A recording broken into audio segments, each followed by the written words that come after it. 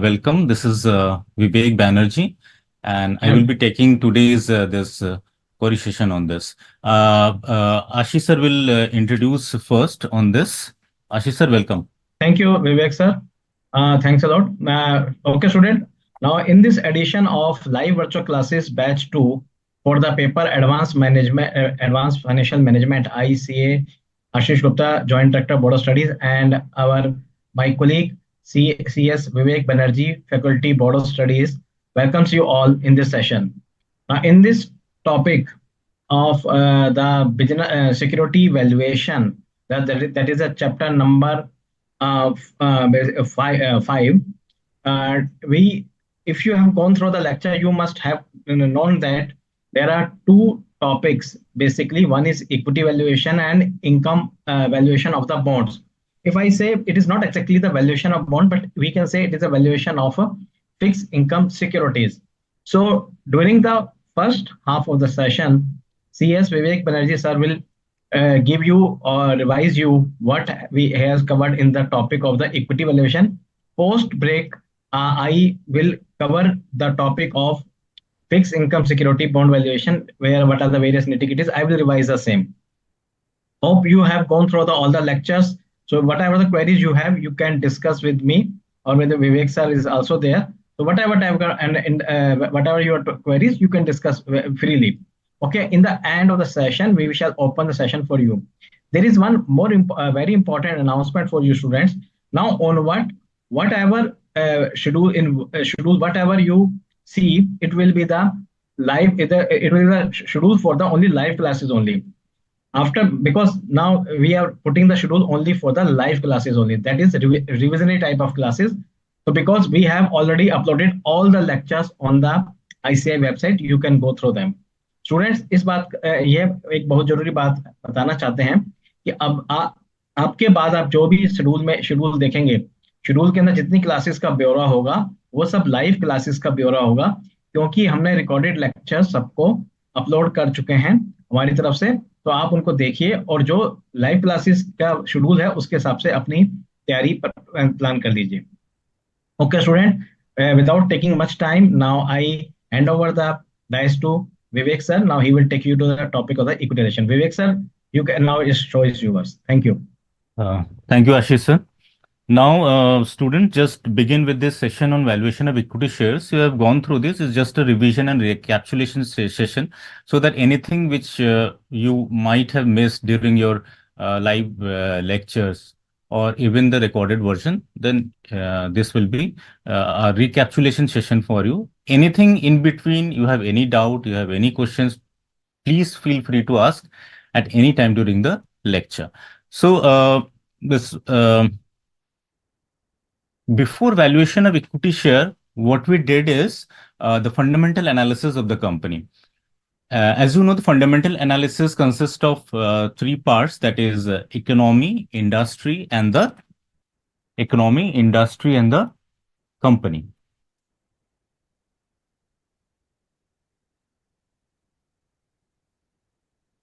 So in fundamental analysis, which is also called economy,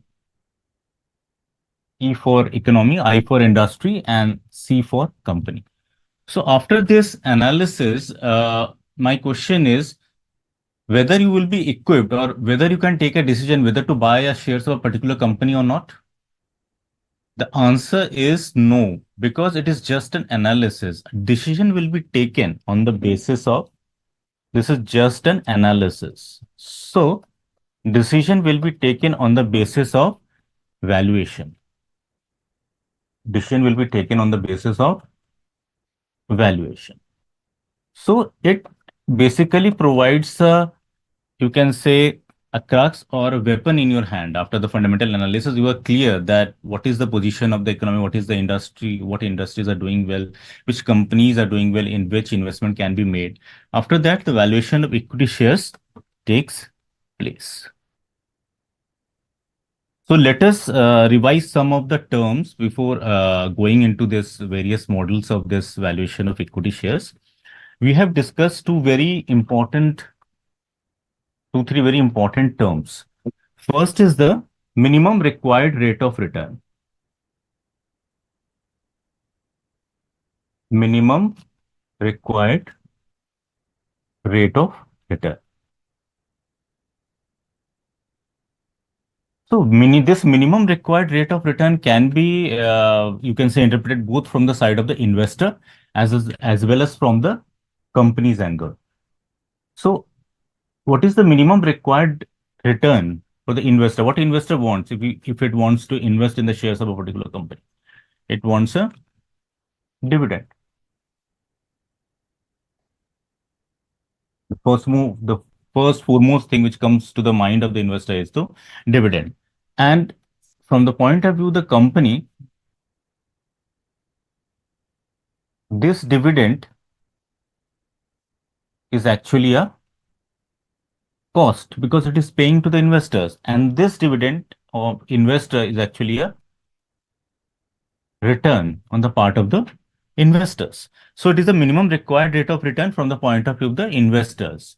And point of view of the company, it is actually cost of equity. Because whatever equity share company is issued, it is dividend is a cost on the part of the company.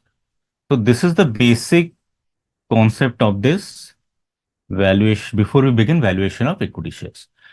The next we discussed during our lecture on valuation of equity share is the discount rate. What is the discount rate? Discount rate is the rate at which we actually discount the present future cash flows to arrive at the present value. And what is the discount rate? Discount rate is basically taken as this minimum required rate of return in most of the cases. This minimum required rate of return. And it is also called as by various names such as hurdle rate, as you know, the opportunity cost, and so on. And cost of equity capital also.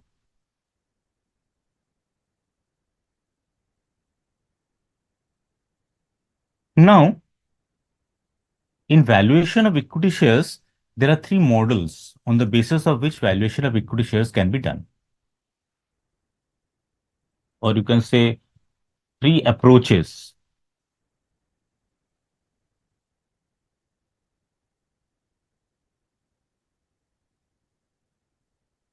The first approach is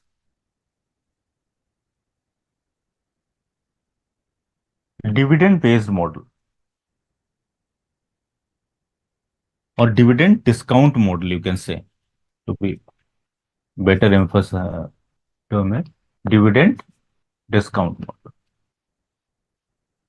Second is earning-based model. And third is free cash flow.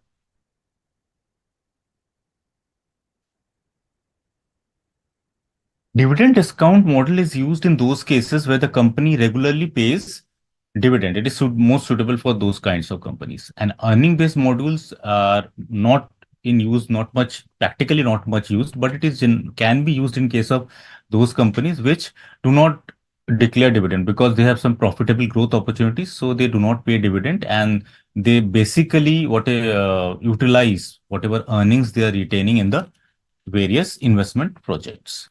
And the last method is free cash flow method. This free cash flow method is actually frequently used. It is mostly used by the companies, and it is a very, we can say, more practical approach than this dividend discount model and the earning based model. And whenever there is volatility or there is fluctuations in the shares of a particular company, the free flow cash method is the most appropriate method. We will discuss all these three. Let us begin with the dividend discount model, the first model.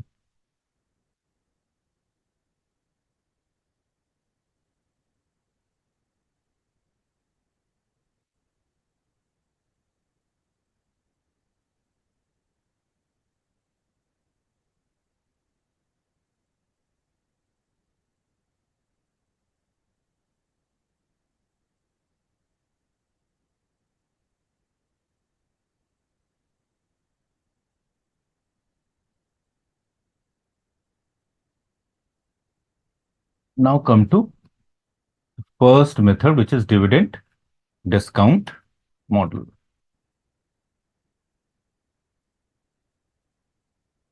In this situation, there are also various approaches.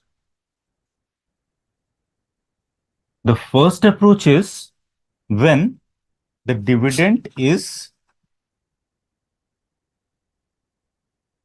uh, first is when valuation is based on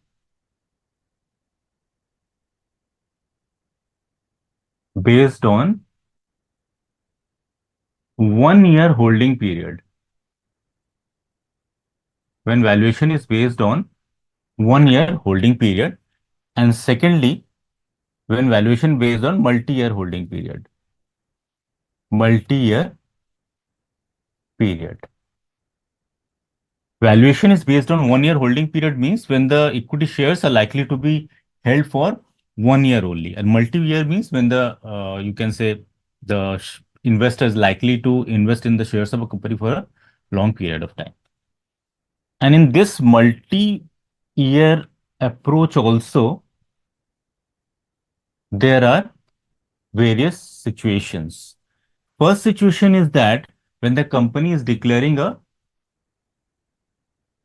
fixed dividend,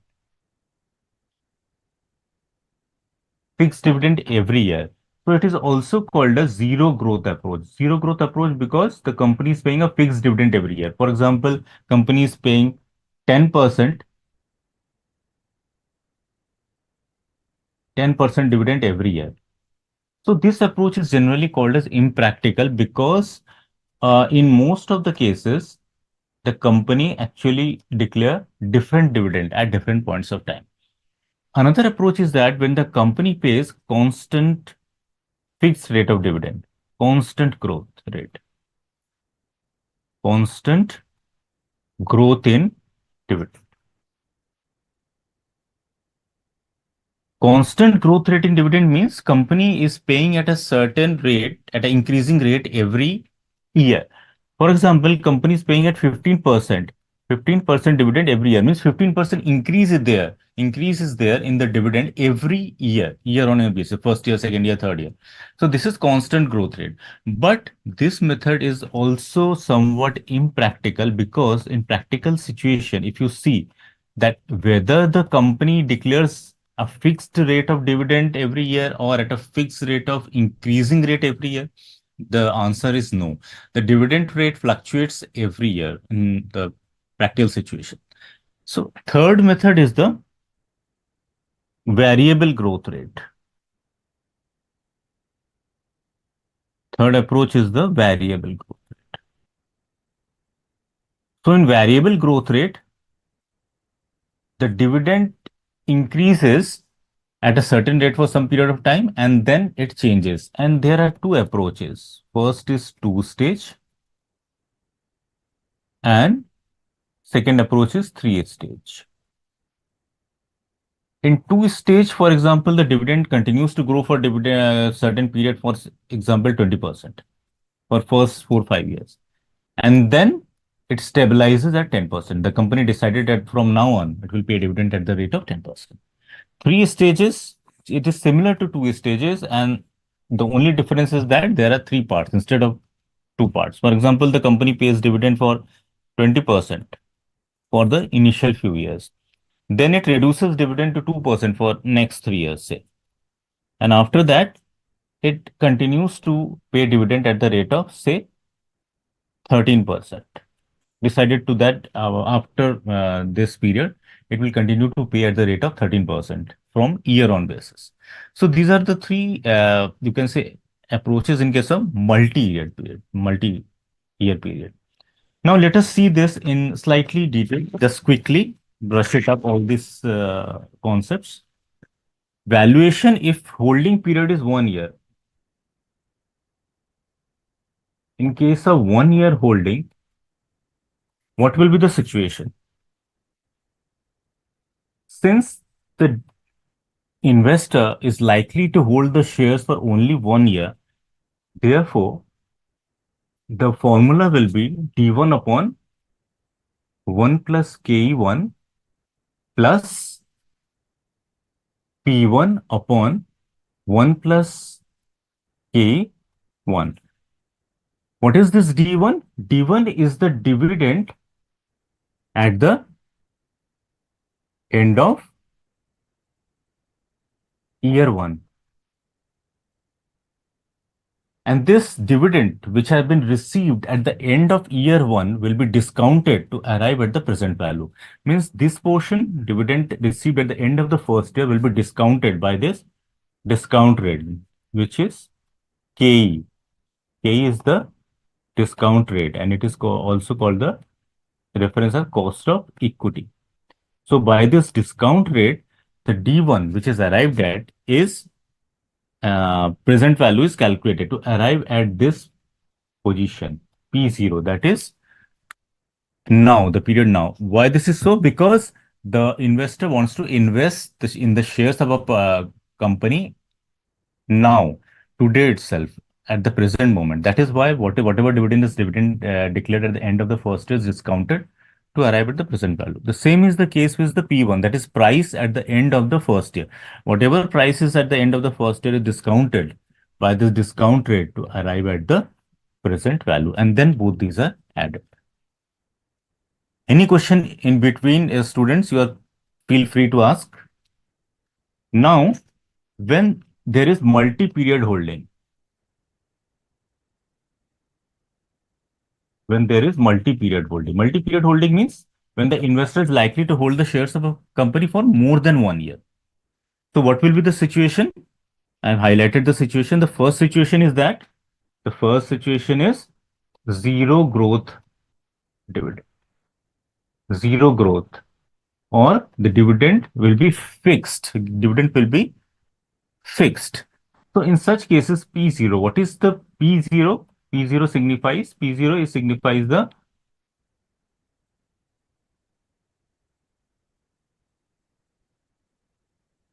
price of share at the present moment.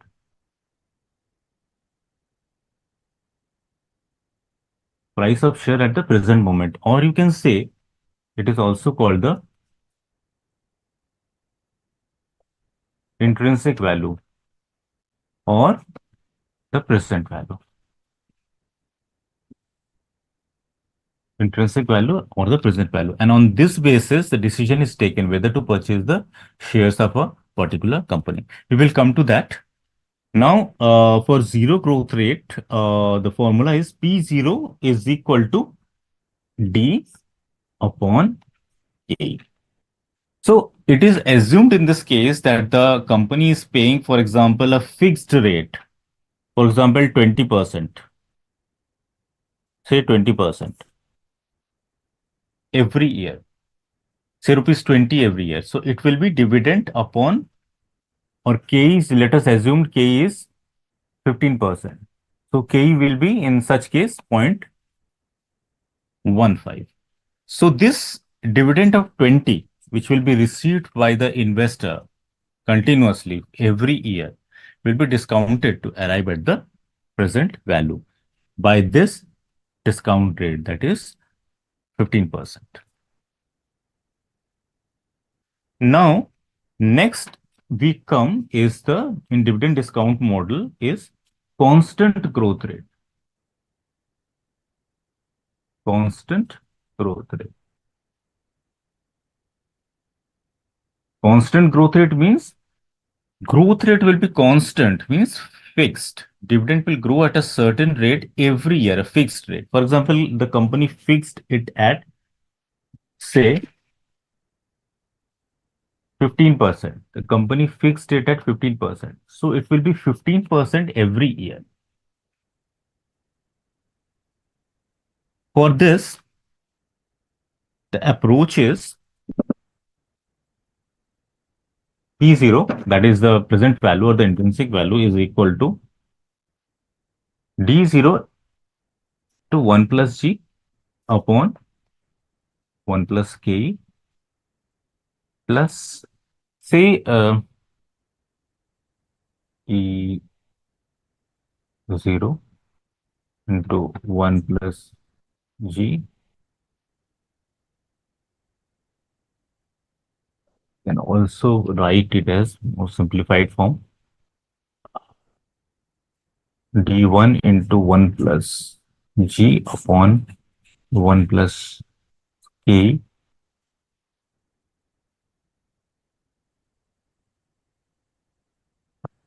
D2 into 1 plus G upon 1 plus K.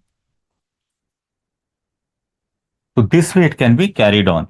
This D0, this numerator, D0 1 plus G is nothing but it is actually D1. What is D1? Dividend at the end of first year. And this is D1 multiplied by 1 plus G is actually D2, that is dividend received at the end of the second year. And it is D2 into 1 plus G is nothing but D3.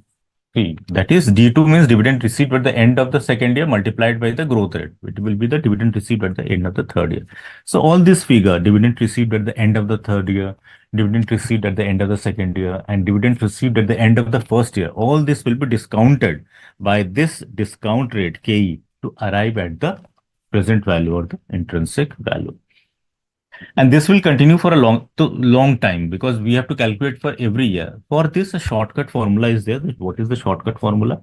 The shortcut formula is P0 is equal to D0 into 1 plus G upon K minus. Or it can also be written as D1 upon K minus G. So do D0 into 1 plus G is actually D1, that is dividend received at the end of the first year. K is discount rate and G is the growth rate, which is constant. For example, 15% in this case. So let us say I will take a hypothetical figure. For example, let us say dividend is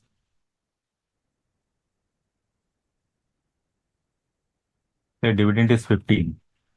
Growth rate is 5%. So it will be 1 plus 0.05. Growth rate is 5%. Say dividend is we can say 15.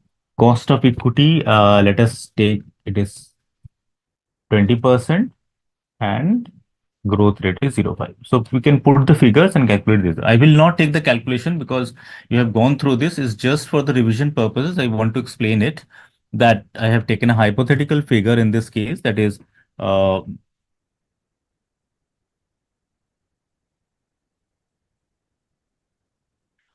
D is if it is in percentage, if you will have to calculate on the face value. For example, if the face value is 100 and the dividend rate is 20%, so it will be calculated on the face value, right? So dividend will be 20 in this case. Okay, if face value is 100 and rate of dividend is 20%, then it will be calculated on the dividend, that is rupees 20. This way it is actually calculated. So in this case, we have assumed that the dividend is 15. And this growth rate, we have assumed that it is 5% and this KE, that is discount rate, is 20%. So we have taken all the figures in the decimal. Any question on this, you can ask. Very simple, put the hypothetical figures into a particular formula. So this is the longer version, the first portion. This portion is the longer, so the longer version. And this is the shortcut version. And in this case, certain assumption, and the first and foremost and very important assumption of Gordon's model is that it is assumed that G is constant, that is growth rate is constant and compounded annually, and this dividend will be fixed till infinity. This 15 rupees will be paid till infinity, till perpetuity, because this assumption has been taken so that certain point of time the you can say value can be arrived at. So it is assumed in this case that dividend will be this dividend of 15 which we have taken, this 15 will be received by the investor till perpetuity or till infinity. And another assumption we have taken that yes, the growth rate is constant in this case. And another very important thing is that KE minus G. You have observed that KE minus G, it means cost of capital is greater than the growth rate. That is, KE is greater than growth rate. This is also one of the assumption of this constant dividend growth rate model. constant growth rate dividend discount model. So the first assumption is that the dividend will be received by the company till perpetuity. Second, growth rate will be constant and it will be compounded annually. Third, growth rate is always less than the required rate of return, that is the cost of equity. So K will always be greater than the G. If K is not greater than G, this particular formula will not be applicable. And growth rate is the subjective estimate of the investor. It depends upon what growth rate the investor likely to take. So it can either take in growth rate of the 5-10 years. On the basis of that, it can make an estimate, or it can also see the particular industries. For example, in the steel sector, it wants to calculate for Tata Steel. It will gone through the various companies in the steel sector. On that basis, and see that how much dividend they are paying. On that basis, can estimate a growth rate that at this particular growth rate, for example, 5%, the company will be paying year on year basis till infinity to the investors. Now,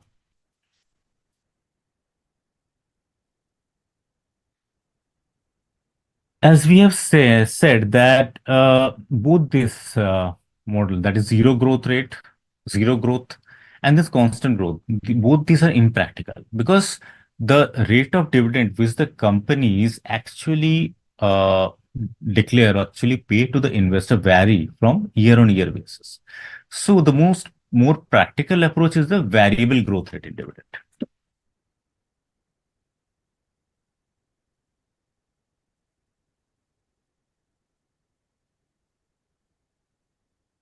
Variable growth rate.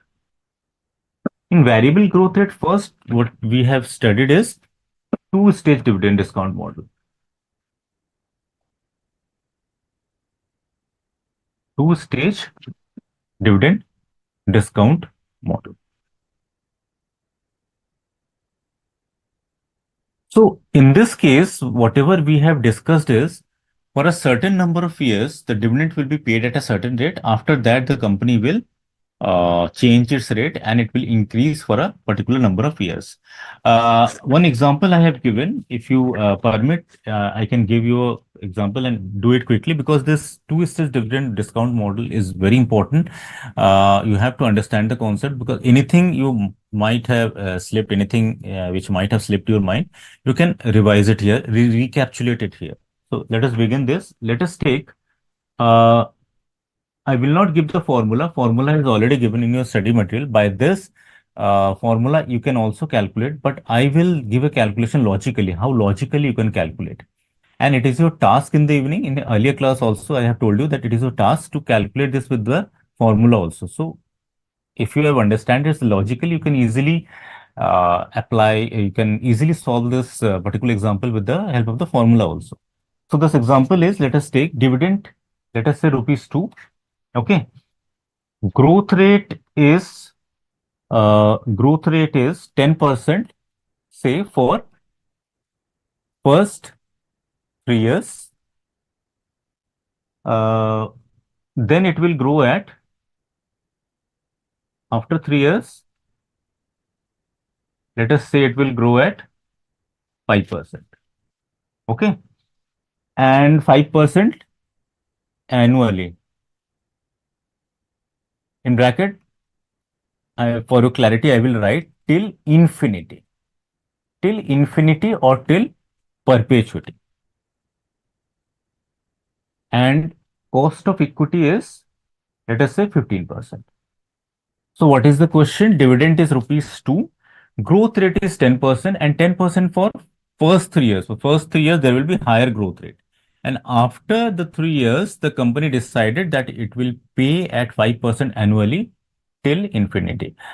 And the discount rate, cost of equity, K, in this case is 15%. So if we apply the formula, first of all, the first task is to calculate it for the first 3 years. Then apply the in perpetuity formula. So let us calculate it for first 3 years.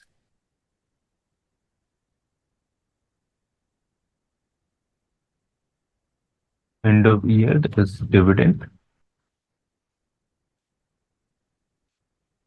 present value factor, at the rate of 15%, and PV is present value. So first, second, third. So dividend will be actually 2, what we have taken in this question. The dividend is, for example, rupees 2. So at the end of the first year, dividend will be 2 into the growth rate. What is the growth rate? Growth rate is 10%. So 2 into 1.1, it will be 2 into 1.1, it will be 2 point. Let us calculate it.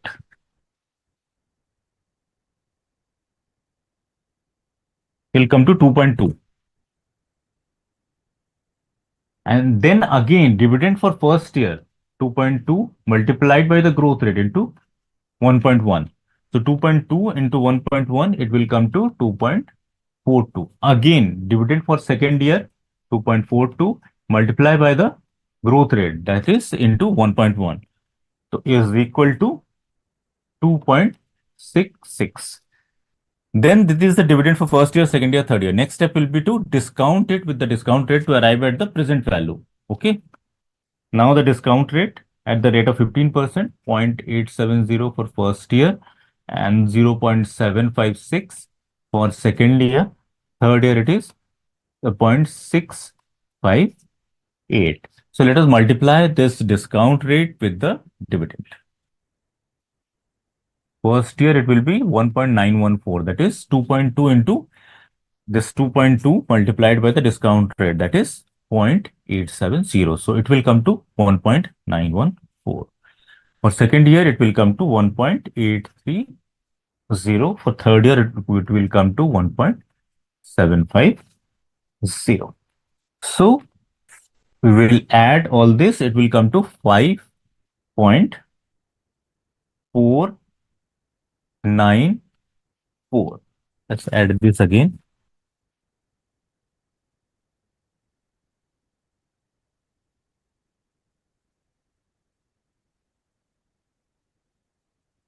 So it is coming to 5.494. So what is this? It is actually the present value at 10% growth rate. Fine. Because it is given in the question, or because it is given in the question, the growth rate is 10% for first 3 years. So we have calculated, what we did is, first we calculated the present value for the first 3 years. Then we will come to the present value after 3 years, or at the beginning of the fourth year. So what will be the value at the beginning of the fourth year?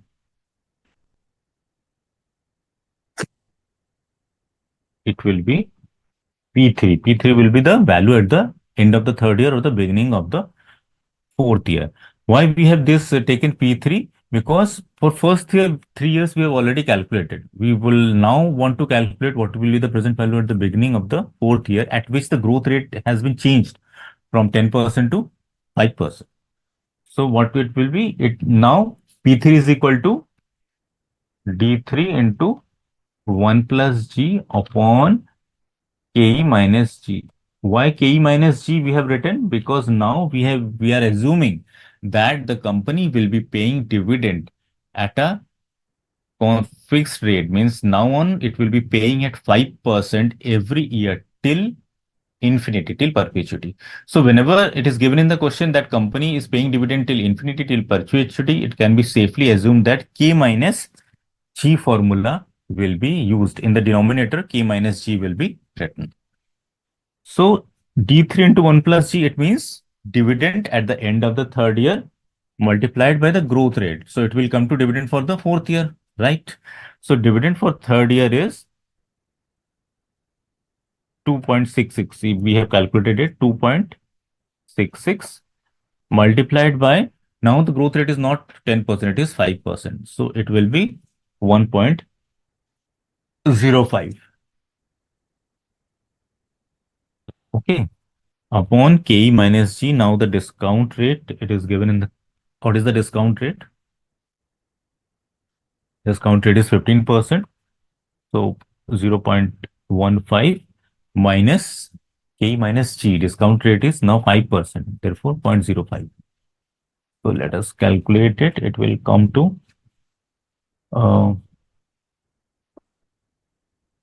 let us calculate it, students, from side by side with me. So it will come to 2.793 upon 0.01. So it will come to 27.93. 27.93. So what is this P3? P3 is actually also called this terminal value. This is called the terminal value. So what is this terminal value? Terminal value means terminating. From terminate, the word emerges terminal. So it means the value at the end of the, you can say, particular growth period or supernormal growth period, because for the first 3 years the company has dividend growth rate has been exponential at 10%. Suddenly from fourth year onwards it has been reduced from 10% to 5%. So it can be said that terminal value is the end of the supernormal growth period or at the start of the normal growth period, or you can say it is the beginning of the period from which the dividend growth rate will be fixed. So that is what is the interpretation of terminal value is. So we have calculated this terminal value, which is P3. That is, what is P3? Price at the beginning. What will the price at the beginning of the fourth year? Why we are taking price at the beginning of the fourth year? Because for first 3 years we have already calculated. So we are calculating what is the price at the beginning of the fourth year, which is the terminal value. So terminal value comes to 27.93. So for this 27.93, we will have to now more question is we will have to calculate further, or this is this end of this question. The answer is no, because now we have to calculate the present value at the beginning of the year now, at the present period.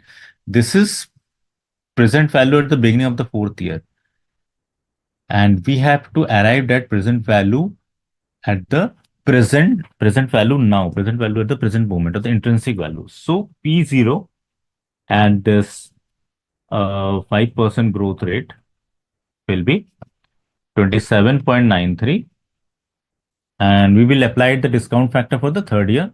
Okay. So 0.658.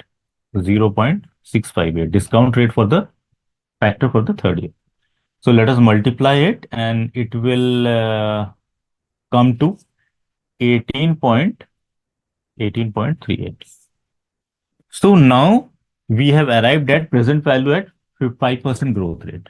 We have already arrived at present value at 10% growth rate. We will add both this. So now the present value at both this growth rate, that is at 10% and at 5%, is this 5.494,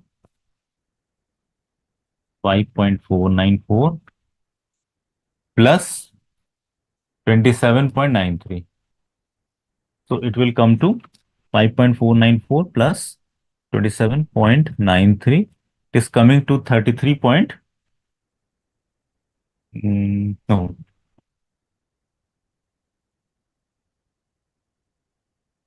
18 point. Sorry, it will.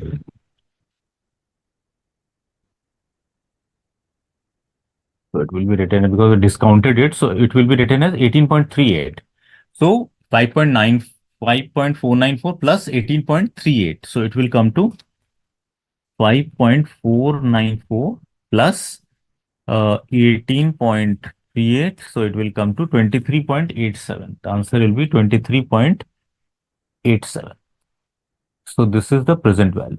In this way, the two-stage discount model will be calculated. Any question on this? Because I have in the revision class also, I have taken it with a practical example so that if anything you might have missed, you can easily recapitulate it. And if any query arises in your mind, you can ask at this present moment. So if any question, please go ahead. Otherwise, I will continue further. Okay. Now, the next we have seen is the three-stage discount model.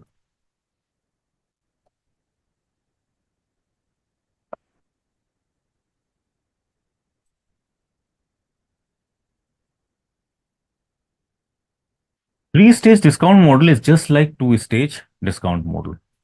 But the calculation will be, you can say, somewhat lengthy in this situation because you have to consider the three stages of this. For example, you can say for the first,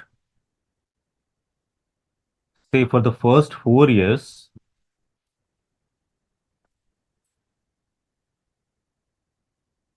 just give me a second. For the first 4 years, the dividend growth rate, the company is paying at 18%. Say for the first 4 years, the company is paying dividend at 18%. This is the supernormal growth period. Supernormal growth.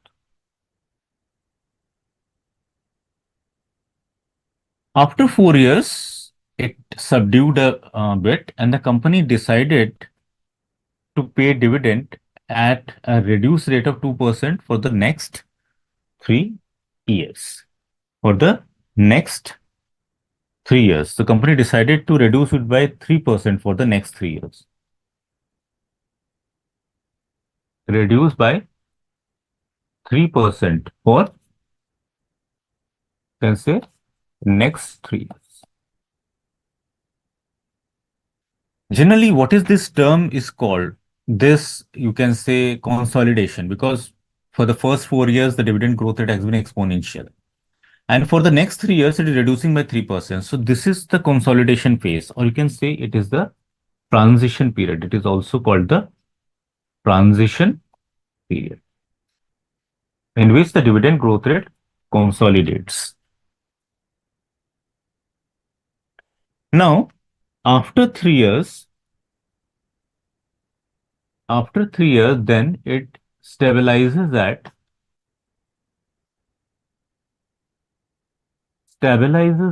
say 8%.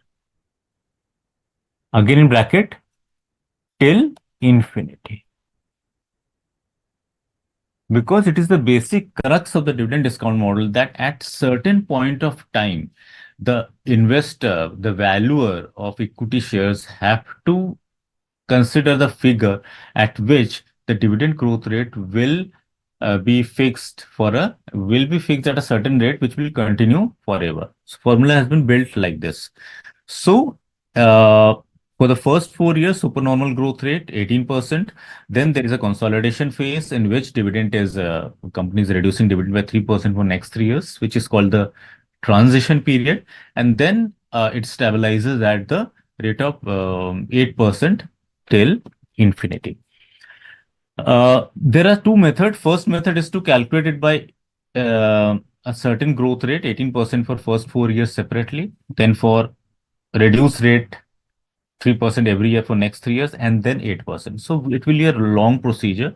So a shortcut formula is there, which is also feasible, and it can be, you can say, calculated by this formula also, which is D0 into 1 plus Gn divided by R minus Gn plus D0 multiplied by H1, then GC minus Gn. What is GC? GC is the, you can say, supernormal growth period, and Gn is the normal growth period, upon R minus Gn.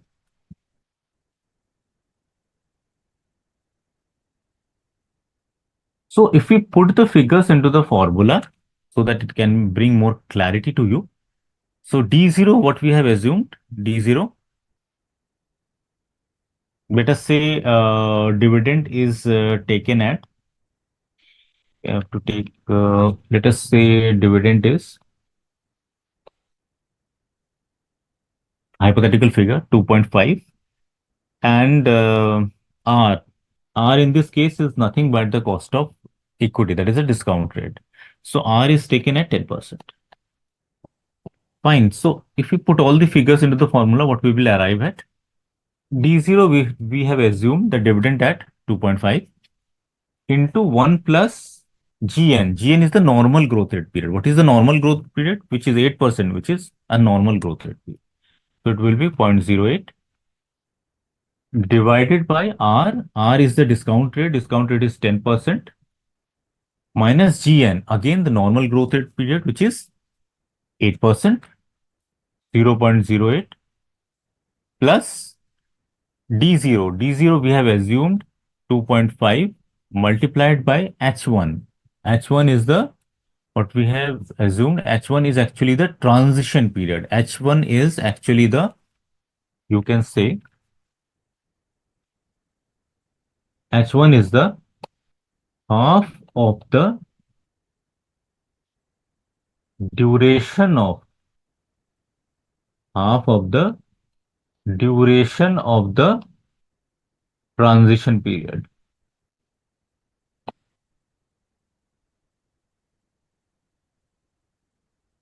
What is the duration of the transition period? Duration of the transition period is 3 years. So we will take half of this 3 years. So half of 3 is 1.5. What is GC? GC is the current, that is growth rate period, or the supernormal growth rate period, which is 18%. So 0.18 minus normal growth rate, we have seen 8% divided by R minus GN, again cost of equity or discount rate 10% minus normal growth rate period, that is 8%. So we can also solve by this method also, and that is perfectly okay. This is a shortcut formula to arrive at the 3-stage present value of 3-stage discount model. So this is what is about discount, dividend discount model is. Now, another thing I want to say that let us assume this present value. I have taken a different example. Let us say present value is rupees 100. Let us assume. And this present value is also called a intrinsic value also. Let us say intrinsic value is 100 from this valuation. And the current market price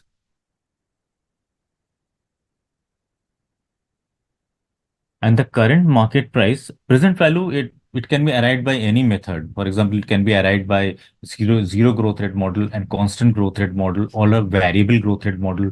Variable growth rate model, there are 2 stages, two-stage dividend discount model and the 3-stage discount model. So by applying any of this method, for example, I have taken a hypothetical figure that the intrinsic value and the present value is coming to rupees 100. Now we will compare it with the current market price. Say the current market price is 120 of a particular stock. Say the company is ABC Limited, any company contain ABC Limited. The present value we have calculated is 100 and the current market price is 120. Now my question is whether you will be willing to purchase the stock of ABC Limited. Present value is 100 and the current market price is 120. What will be your answer? So in this case, your answer will be no. Whether you will buy?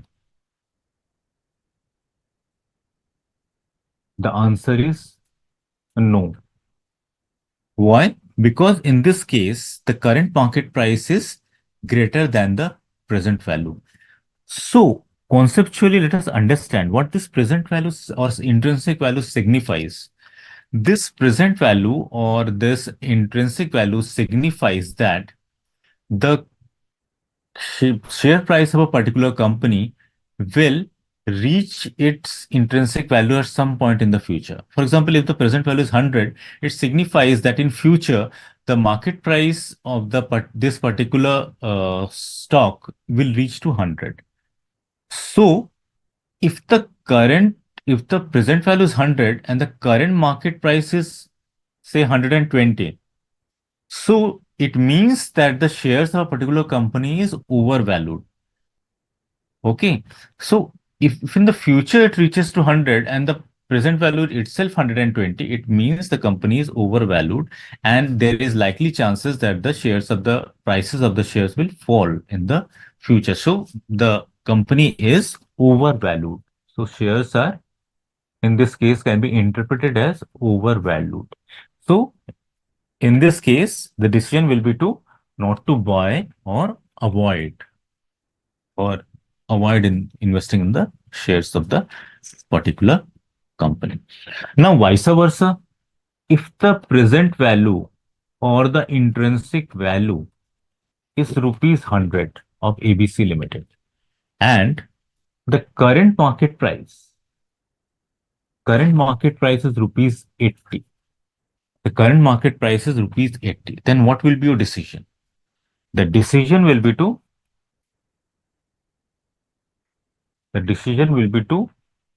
buy. Why? Because this is a undervalued company. This is a undervalued company. Understanding the same concept. If the intrinsic value is 100, it means the prices of the ABC Limited will likely to reach to 100 in the future. Now the current market price is 80, but it is likely to increase from 80 to 100 in the near future. So if a particular investor will purchase it at 80, he will likely to sell it at some point of in the future at 100. So we'll pocket a you can say profit of rupees 20. So this way the interpretation can be made. So you can say it is profitable to buy the shares at this particular point of time because the shares are undervalued. So this is what is the concept of this present value and how we will take the decision. So the first step is to do a fundamental analysis by analyzing the economy, the industry, and the company, then do the valuation and whatever value, that is value, intrinsic value or present value you have arrived at, compare it with the current market price. And if the intrinsic value is more than the current market price, then the decision of the valuer will be to buy. And if the intrinsic value is less than the current market price, the decision will be to sell, or if it is not purchased it, then to avoid buying the stock of a particular company. Now quickly move to the next this method in this, which is the earning based model.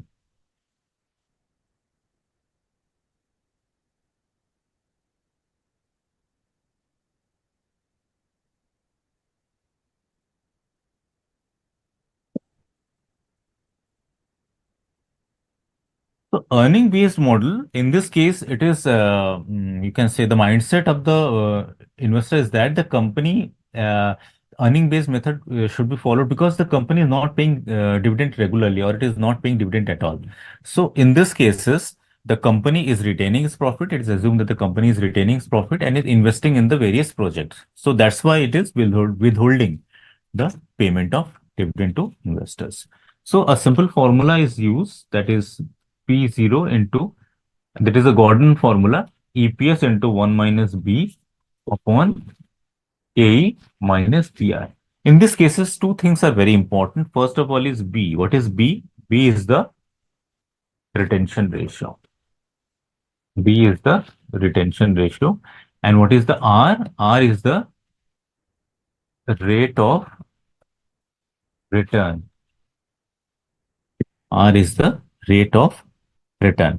So if this retention ratio is multiplied by the rate of return, in this case, earning based model, it is assumed that the entire profit has been retained. So it can be taken as rate of return on the whatever retention is there. So rate of return on this, you can say retention or the retained earnings on this basis. In this particular formula, it can be interpreted as such. So whatever the company, so logically, if you can understand that whatever profit, whatever earnings the company is retaining and investing in particular projects. So out of that profit is actually the growth of the company. So growth rate can be taken by this formula also, that is retention ratio is equal into R. So G is also B into R, that is the retention ratio into the rate of return. Next, in this case, earning based model, we have, this is the Walters approach. This is the Gordon's approach, sorry. This is the Gordon's approach. And there is, we have also discussed the Walters approach also. So Walters approach, you know that, and it is very simple. So I will not take it down. If any question is there in Walton model, you can ask. So I will go further because we have discussed it in our lecture. Third aspect we cover is the price earning multiple. Price earning multiple or the P ratio. This price earning multiple is frequently used by the investors. Why this is so? Because it is very simple to calculate. There is no discount rate involved. There is no calculation of, you can say, the arriving at the present value from the future earnings, from the future dividends, from the future cash flow. So because of its simplicity, it is frequently used, this price earning multiple method. And it is calculated by a very simple formula, that is earning per share multiplied by the, so value of share is equal to earning per share multiplied by the price earning ratio.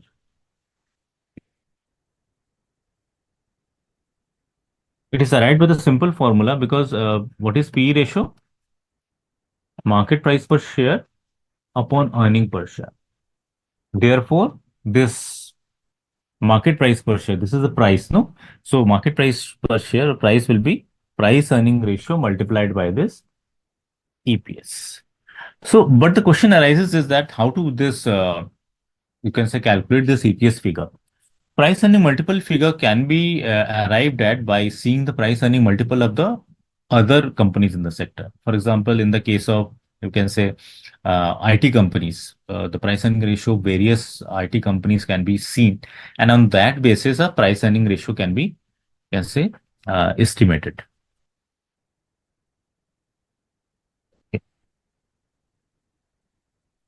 So now we will move further into this. And another thing which is very important in this case, that price earning ratio does not tell that the particular stock is good or bad. The price earning ratio only tells us that a particular stock is cheap or, we can say, costly. Because what this market price per share upon earning per share signifies, it signifies that to earn 1 rupee of earning, how much the company is willing to pay to earn 1 rupee of earning on a particular stock, how much the investor is willing to pay. So that is what signifies the price earning ratio. So it actually tells us how cheap or how costly a particular stock is. It does not basically tell that how good a company's stock is.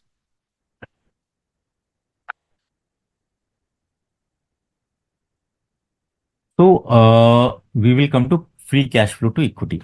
Free cash, before arriving at the free cash flow to equity, another important thing which I like to cover it very quickly is the calculation of the cost of equity, interpretation of cost of equity, which I have taken, KE. It can be calculated in two ways. The first formula is that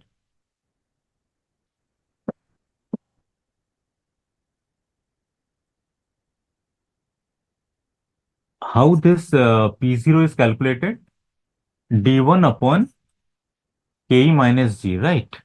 So it can also be written if you want to calculate the KE. So it is actually D1 upon P0 plus G. So it is interpretation of this formula itself. So KE can be calculated by this Gordon's model. This is the Gordon's model. And another way the cost of equity is calculated is the CAPM model. That is capital assets pricing model. In this way, KE is calculated as, or the minimum required of rate of return is calculated with the help of the RF, that is risk-free rate, beta into RM minus RF. So RF is basically the risk-free rate. So risk-free rate can be taken as the 10-year government bonds, which are considered as safer. So in most of the cases, the 10-year government bonds, the yield on 10-year government bonds are taken as the risk-free rate. RM is the market rate of return, that is return of the index, for example, Nifty, or you can say Sensex. What is beta? Beta shows the volatility. Beta indicates volatility, means how volatile the shares of the company is in comparison to the market. For example, if the beta is 1.5, what this signifies? It signifies that if the index or the Nifty is increasing at a 10%, then the stock of the company of a particular company is increasing at 15%. So shows volatility. Vice versa, if the share index and the return of the Nifty decreasing, or it has prices decreasing, then but the price of a particular stock of a particular company will decreasing at a decreasing rate, at a higher rate. It will decrease at a higher rate. So beta indicates the volatility. And in this RM minus RF, this is also called the market risk premium. Any question on this, students? Please ask, because I am taking it quickly. I have already taken all of this. This is just for a revision. So any question in between, you may please ask. So this is RM minus RF is market risk premium. So why this term premium is used? Because if the investor is investing in some risky asset, for example, it is investing in the market, is investing in the Nifty. So this is risky. So for that risk, it wants a premium. It wants a certain bonus. So this is what market risk premium is. So if the risk-free rate, you can say, is 7%, and beta is considered as 1.2, and index, for example, for the, you can say Nifty for the last 10 years or 15 years, giving a return of 12%. Then what will be the cost of equity? So it will be 7% plus 1.2 beta. So 12 minus 7, it will be 5%. So it will be 7% plus 6%. That is equal to 13%. So this 12 minus 7, 5% is market risk premium. Market risk premium, this 5%. And this 6% is the equity risk premium. This 6% is equity risk premium. That is whatever return the equity investor expecting by investing in the risk equity share. The 6% extra, 7% they are getting from government bond yields. So by investing in the equity shares, they want a premium of 6%. So total return will be 30%, which the equity investors are expecting from investing in a risky asset class. So this is what is the concept of this cost CPM model. So generally, cost of equity CPM model is used where the shares of a particular company are volatile. So this method is generally used while calculating the cost of equity. Now come to quickly to free cash flow.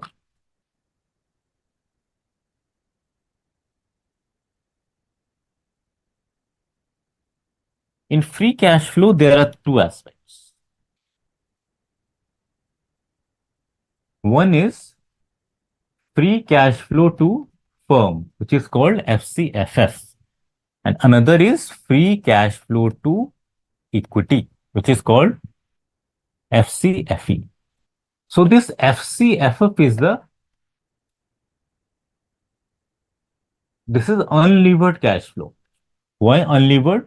Because it is related to firm. Since it is related to firm, it includes both debt and equity. FCFE, it is called the levered cash flow. Why levered cash flow? Because it is the cash flow which is available to equity shareholders after adjusting all the debt. So that is the basic difference between this FCFF and the FCFE. So in this case, if we calculate FCFF, it is relevance in the enterprise value. FCFF has its relevance in enterprise value. Why? Because enterprise value, side by side, I'm explaining in enterprise value also. The enterprise value, what is it? It is actually you can also call the mergers and acquisition value. Because it is the value of the firm. It is the value at which another company will purchase. For example, if A company wants to purchase the company B, so it will wants to find the enterprise value of company B. That is both his debt and equity. So the FCFF, that is free cash flow to firm, its relevance in the enterprise value. And its relevance, FCFE, free cash flow to equity, is relevance in valuation of equity shares. In valuation of equity shares.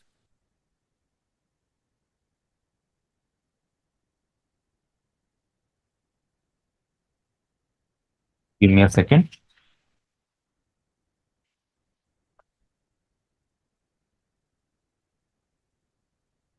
So in FCFE, how this is being calculated? It is calculated as how we present. This is FCFE calculated. It is calculated with the help of NOPAT, that is net operating profit after tax, plus this is FCFF plus interest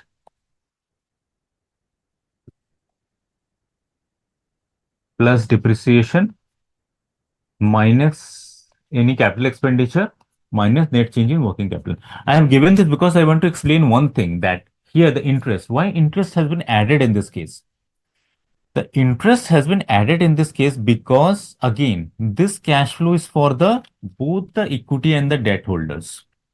Okay. But in net operating profit after tax, the interest has been deducted. But since this cash flow is for the debt holders also, therefore, to arrive at the cash flow which will be applicable to both the equity and the debt holders, the entire firm, from the net operating profit after tax in which the interest has been deducted will be added back. Okay, that's why this interest has been added.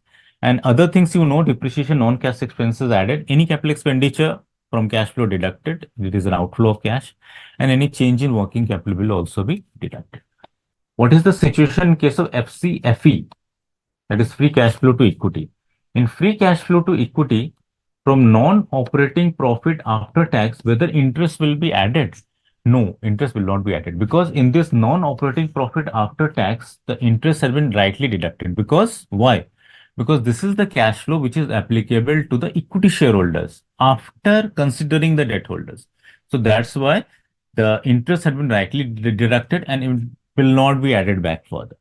And in simple language, depreciation added, non-cash expenses, minus any capital expenditure, minus any net change in working capital, plus any debt raised, and minus any debt repayment. Why this debt has been considered? Because this cash flow is again to the equity shareholders after, you can say, considering the debt holders. So any debt aspects will be deducted. Any debt raise will be added, any debt repayment will be deducted to arrive at the free cash flow which is available to the equity shareholders. So that is with the basic concept of this free cash flow to firm and the free cash flow to equity. Enterprise value I have considered in brief. Its applicability to free cash flow to firm, enterprise value. So this is what is enterprise value. Enterprise value indicates how the market attributes value to a particular firm. Since the value is attributing to a particular firm, entirely a particular firm, that's why not only debt, but also equity is considered. So in this case, how enterprise value is considered? In this case, the market value of equity. In this case, the current market price is taken and multiplied by the number of equity shares, that is market capitalization. So I will use the exact term, market capitalization plus debt plus minority interest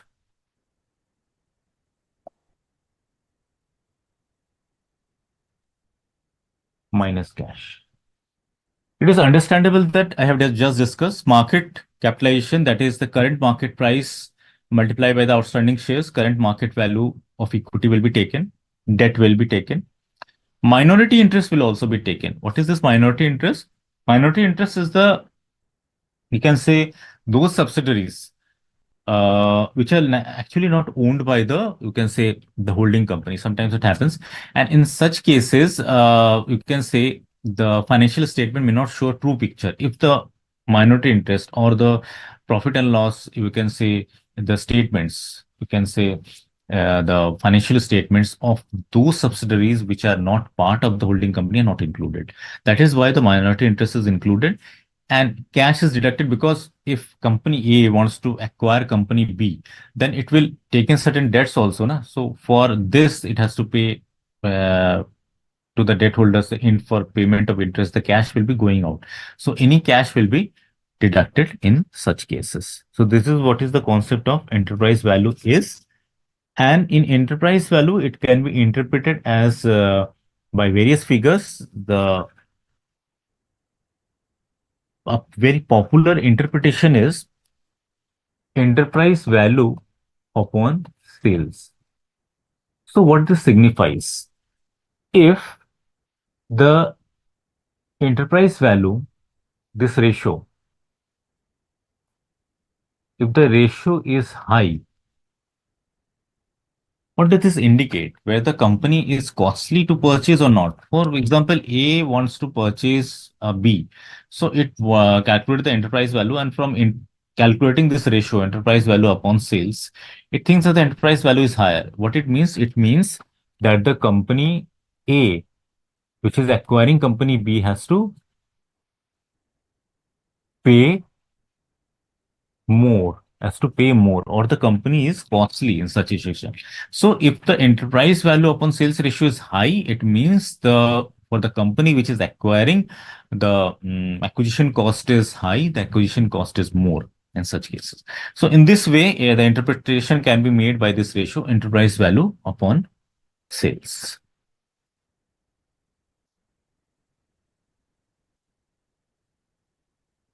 Now, come to valuation of this right shares. I will just explain it in brief. The valuation of right shares and the valuation of preference shares.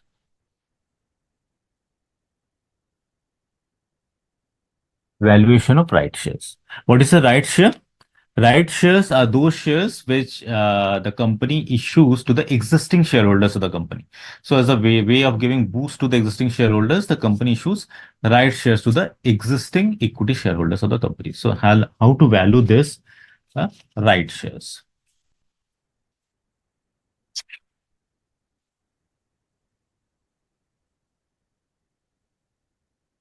Just give me a second.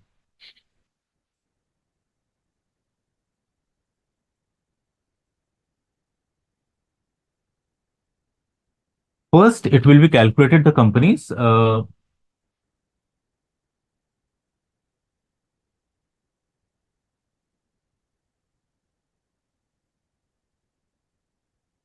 theoretical right price.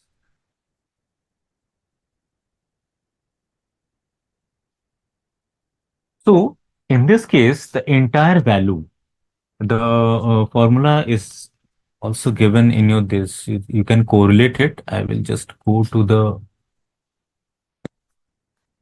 briefly go to this so that you can correlate with the formula also.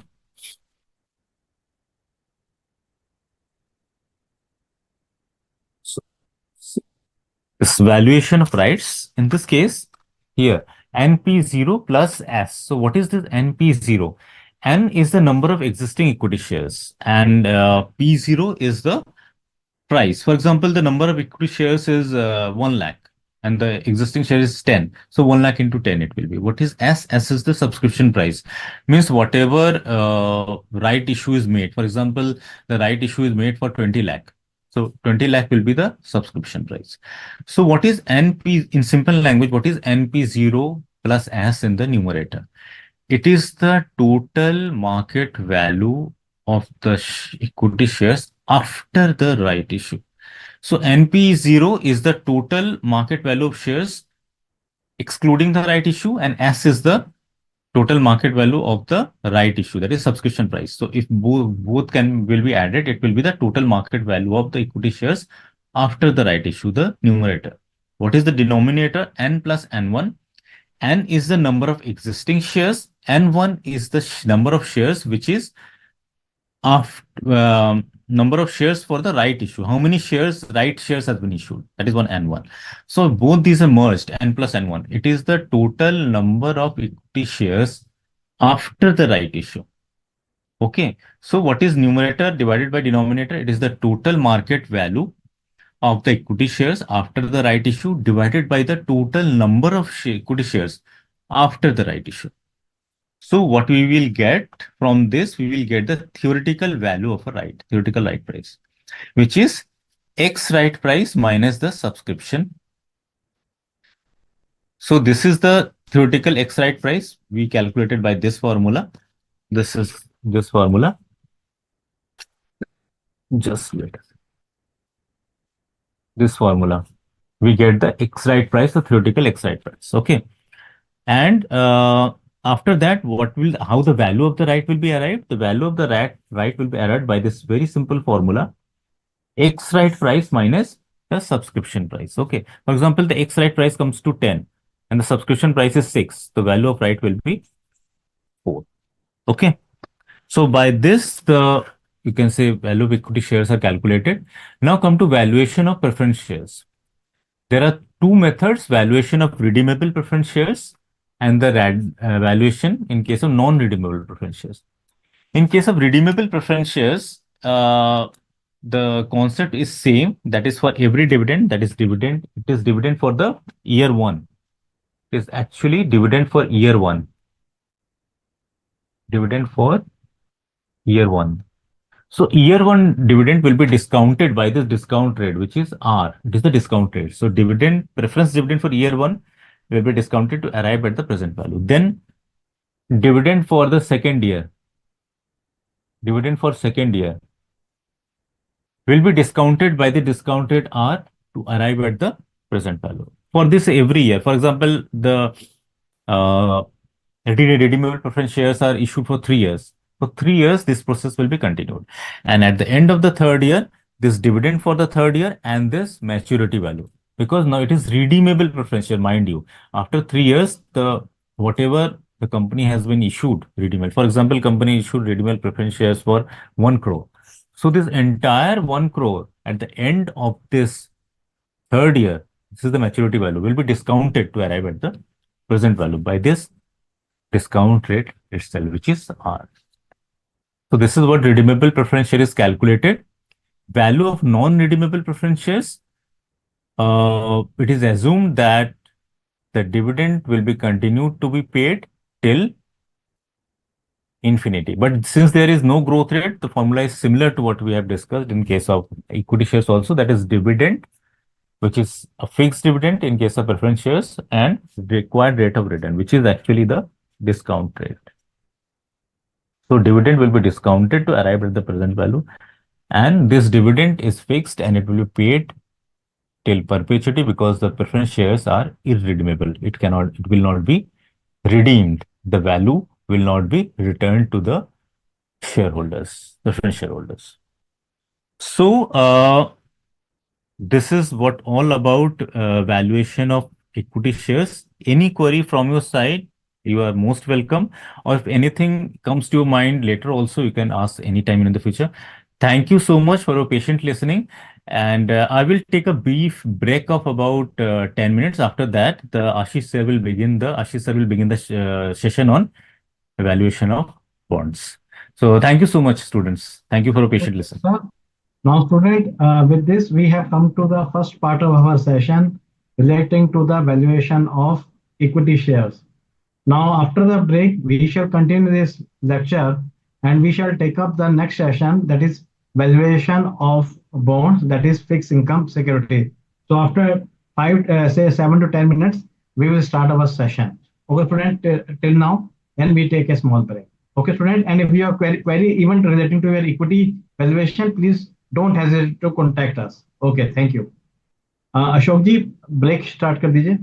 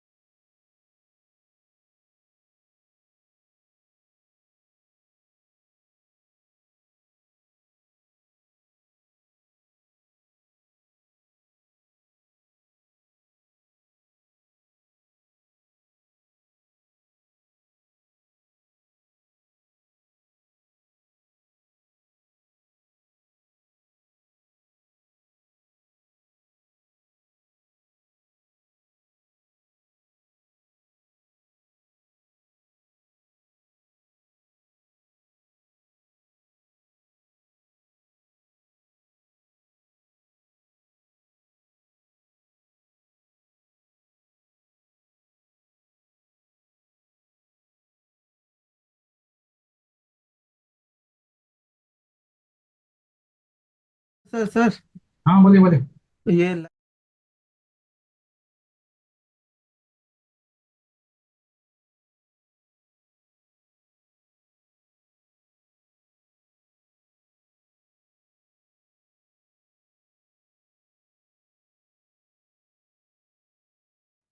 Welcome back, student. After the break, as we discussed that in the first half, we have covered equity valuation.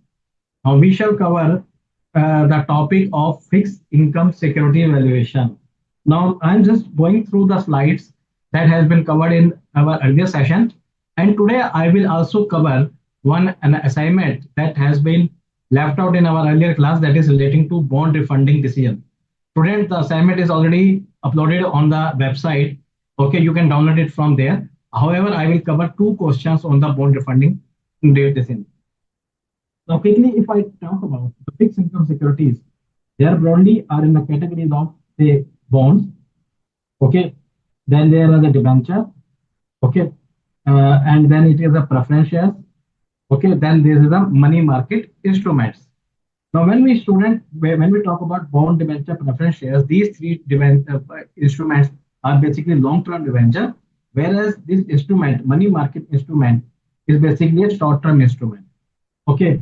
Now, when we talk about this, the bond can be further divided into government bonds, corporate bonds, because basically government bonds are called gilt-edged securities because, as I told you in my earlier lecture, these earlier there was a time when these government securities were used to be a corner. They were you can say their edges were in the golden color, so that's why they are called gilt-edged securities. Then when we talk about debentures, of course, debentures are the unsecured kind of a financial instrument, and they are issued by the sorry, debentures are basically secured because they are hypothecated against any asset that are issued by the company, and of course the preference shares. So now then we come to the money market instrument. The basic feature of money market instrument is basically that their tenure is basically ranging from 1 day to 365 days. Of course, these are meant for the short-term financing. These are mainly used by the corporate world. Of course, the government also use and even banks are also using these instruments. Mainly banks are using this instrument for meeting the short-term cash need because sometimes what happens, I'll just give you a very small example. A bank may have a deposit. Okay, of course, they from this deposit, they have lent the money to the borrower. Now, it's the option of the depositor when they want to withdraw the money. Now, what happens? Sometimes when they are interested in withdrawing the money, it may be possible that a load of, or you can say many depositors, they want to withdraw the money at a time. Then bank may run short some cash. In that case, they may borrow the money for the some short-term basis because bank may be aware that after say 15 days their maturity amount or their one lender will refund the money. One borrower will be refund the money to them. So by this, there are various like call money notice, treasury bill. Treasury bills are basically issued by the government. These are commercial bills. Commercial bills are basically, you can say it is kind of a bill receive. You can say the bills are issued by the companies. The commercial bills that are issued by the companies and that are basically used for the purpose of factoring. You can say it is kind of sometimes factoring is also kind of a thing where it is used. Now, corporate deposits, commercial paper, more properly, this commercial paper is very used by the companies. Of course, there are some conditions and theoretical, you can refer the same.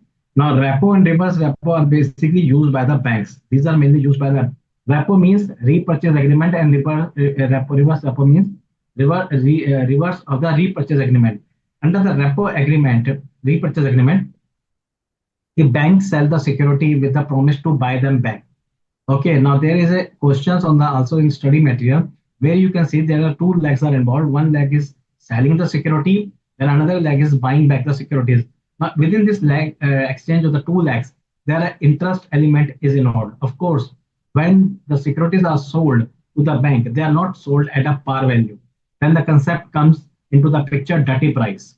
Okay, dirty price means killing price plus accrued interest. Accrued interest means because see what happens whenever there are securities, there are some time duration.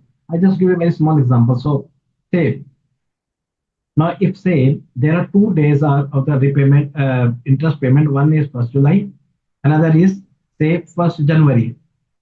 So it means there are this interest is semi-annual basis. Now somewhere between the securities, one bank is selling the securities to the other, say on 1st October. Okay, so on the 1st October, actually 1st July, one installment of interest has been paid. Now another interest accrued is from July, August, September. So 3 months interest will be accrued in this. So of course this will be the part of our you can say valuation of the security, that is called dirty price. Now of course there is another concept of haircut. So all these concepts are covered under this money market instrument. Now next we comes to the corporate bond, because our mainly analysis of the fixed income securities concentrate on the corporate bonds. Of course, government bonds valuation are also there, but normally corporate bonds are of a more dynamic nature. And from of course the basis are the government bonds, treasury bonds, but in the market we see the corporates have come out the various type of bonds, because these are the as per the requirement of the companies, and as the investors risk appetite. So there are different type of bond. One is called a state bond. State bonds are very simple. We can say they are very plain vanilla bonds. These are normally carries a coupon, okay, and then the repayment by the one bullet repayment. Okay, it's a very simple one. Another is a zero coupon bond. Zero coupon bond basically involves with, as the name indicates, zero coupon means no coupon. No coupon means no interest at all.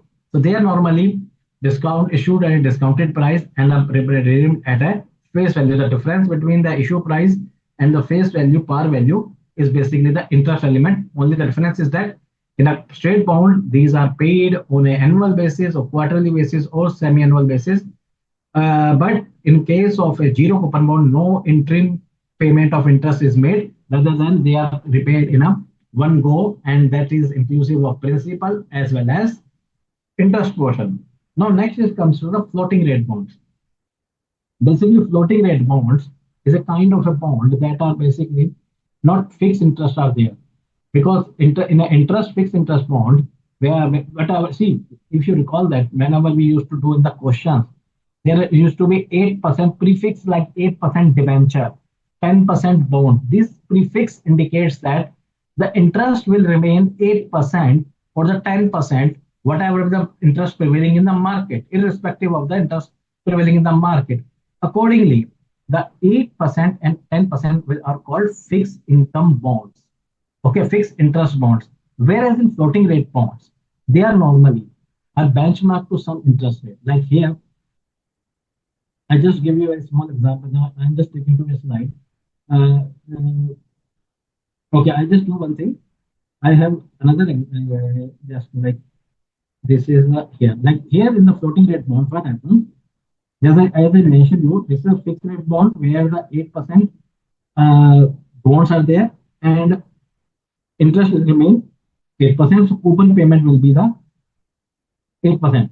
Whereas in floating rate bonds, there are normally some attached to some benchmark rate. Okay. Now benchmark rate, when we talk about the benchmark rate, so these benchmark generally, if you have studied in your books, there are generally LIBOR mentioned are there, but please remember LIBOR has been discontinued. Okay, there is no more there. Of course, the questions are there, and in the examination, if question is coming, don't worry, continue to assume that LIBOR is still prevalent. Okay, not to comment that LIBOR is no more. It may be because in the most of the old books and even traditional books, this is continuing. Now, normally now the new rates are there, Estonia, Esther. Okay, so these are rates are there, and on this basis, for India, normally we use prime lending rate, marginal cost of lending rate, treasury rate, and so all these rates are benchmark rates, and on this bonds we normally add some percentage. Okay, like for example, somewhere around in 1998, okay, so I think it was SBI has come out with the bonds where they were saying they were issued the bonds of 10,000 rupees, and they were saying they will offer 300 basis point over above the fixed maximum deposit rate offered by the banks. So what we mean by the 300 basis point? 1 basis point is always equal to 0.01%. Accordingly, 300 basis point means 3%. So all this is called floating rate. Okay. Similarly, I'm just reading it out, then I am covering it one by one. And we are covering the junk bond, index bond, and bond with the embedded option. Okay, now let us start student doing the same. I'm just going through quickly.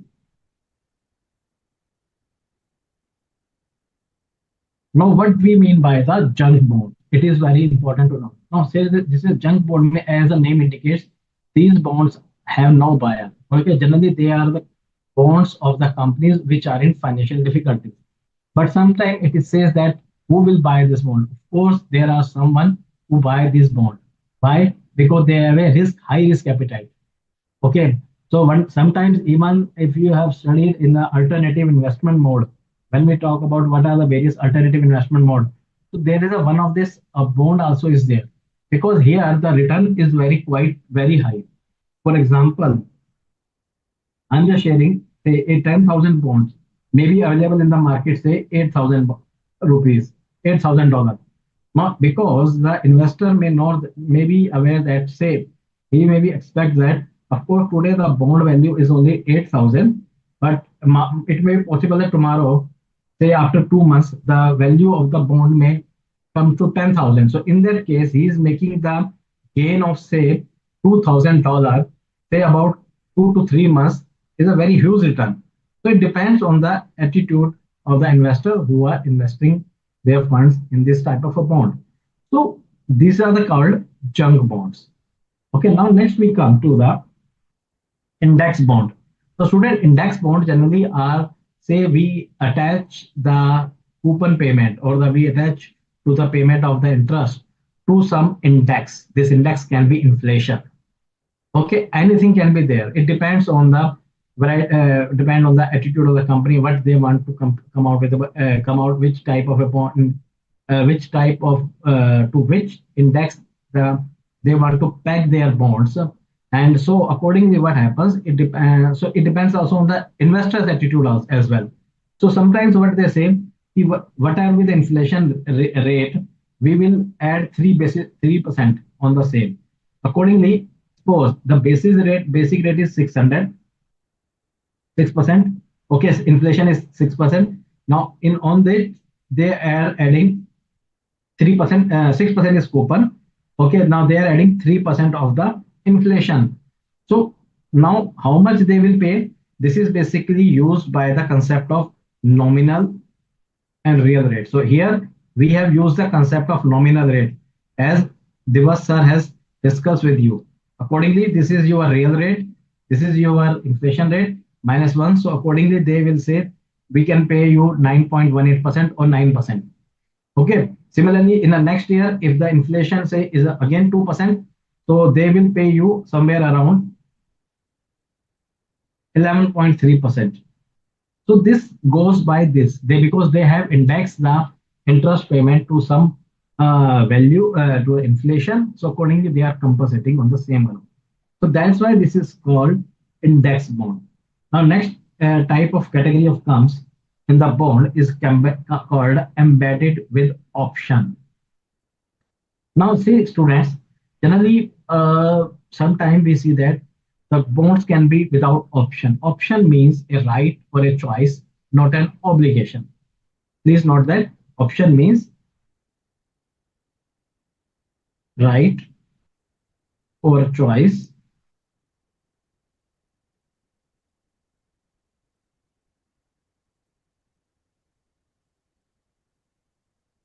Okay, now this can be various categories of the type of embedded option will be convertible bonds, callable bonds, puttable bonds. Now these two type of a bond is basically related to your concept of option, financial options that are covered under chapter 9. Okay, of course, I will give here very brief, and we in our previous lecture we have given very brief. First of all, we come to the convertible debenture, then I will take to the other this.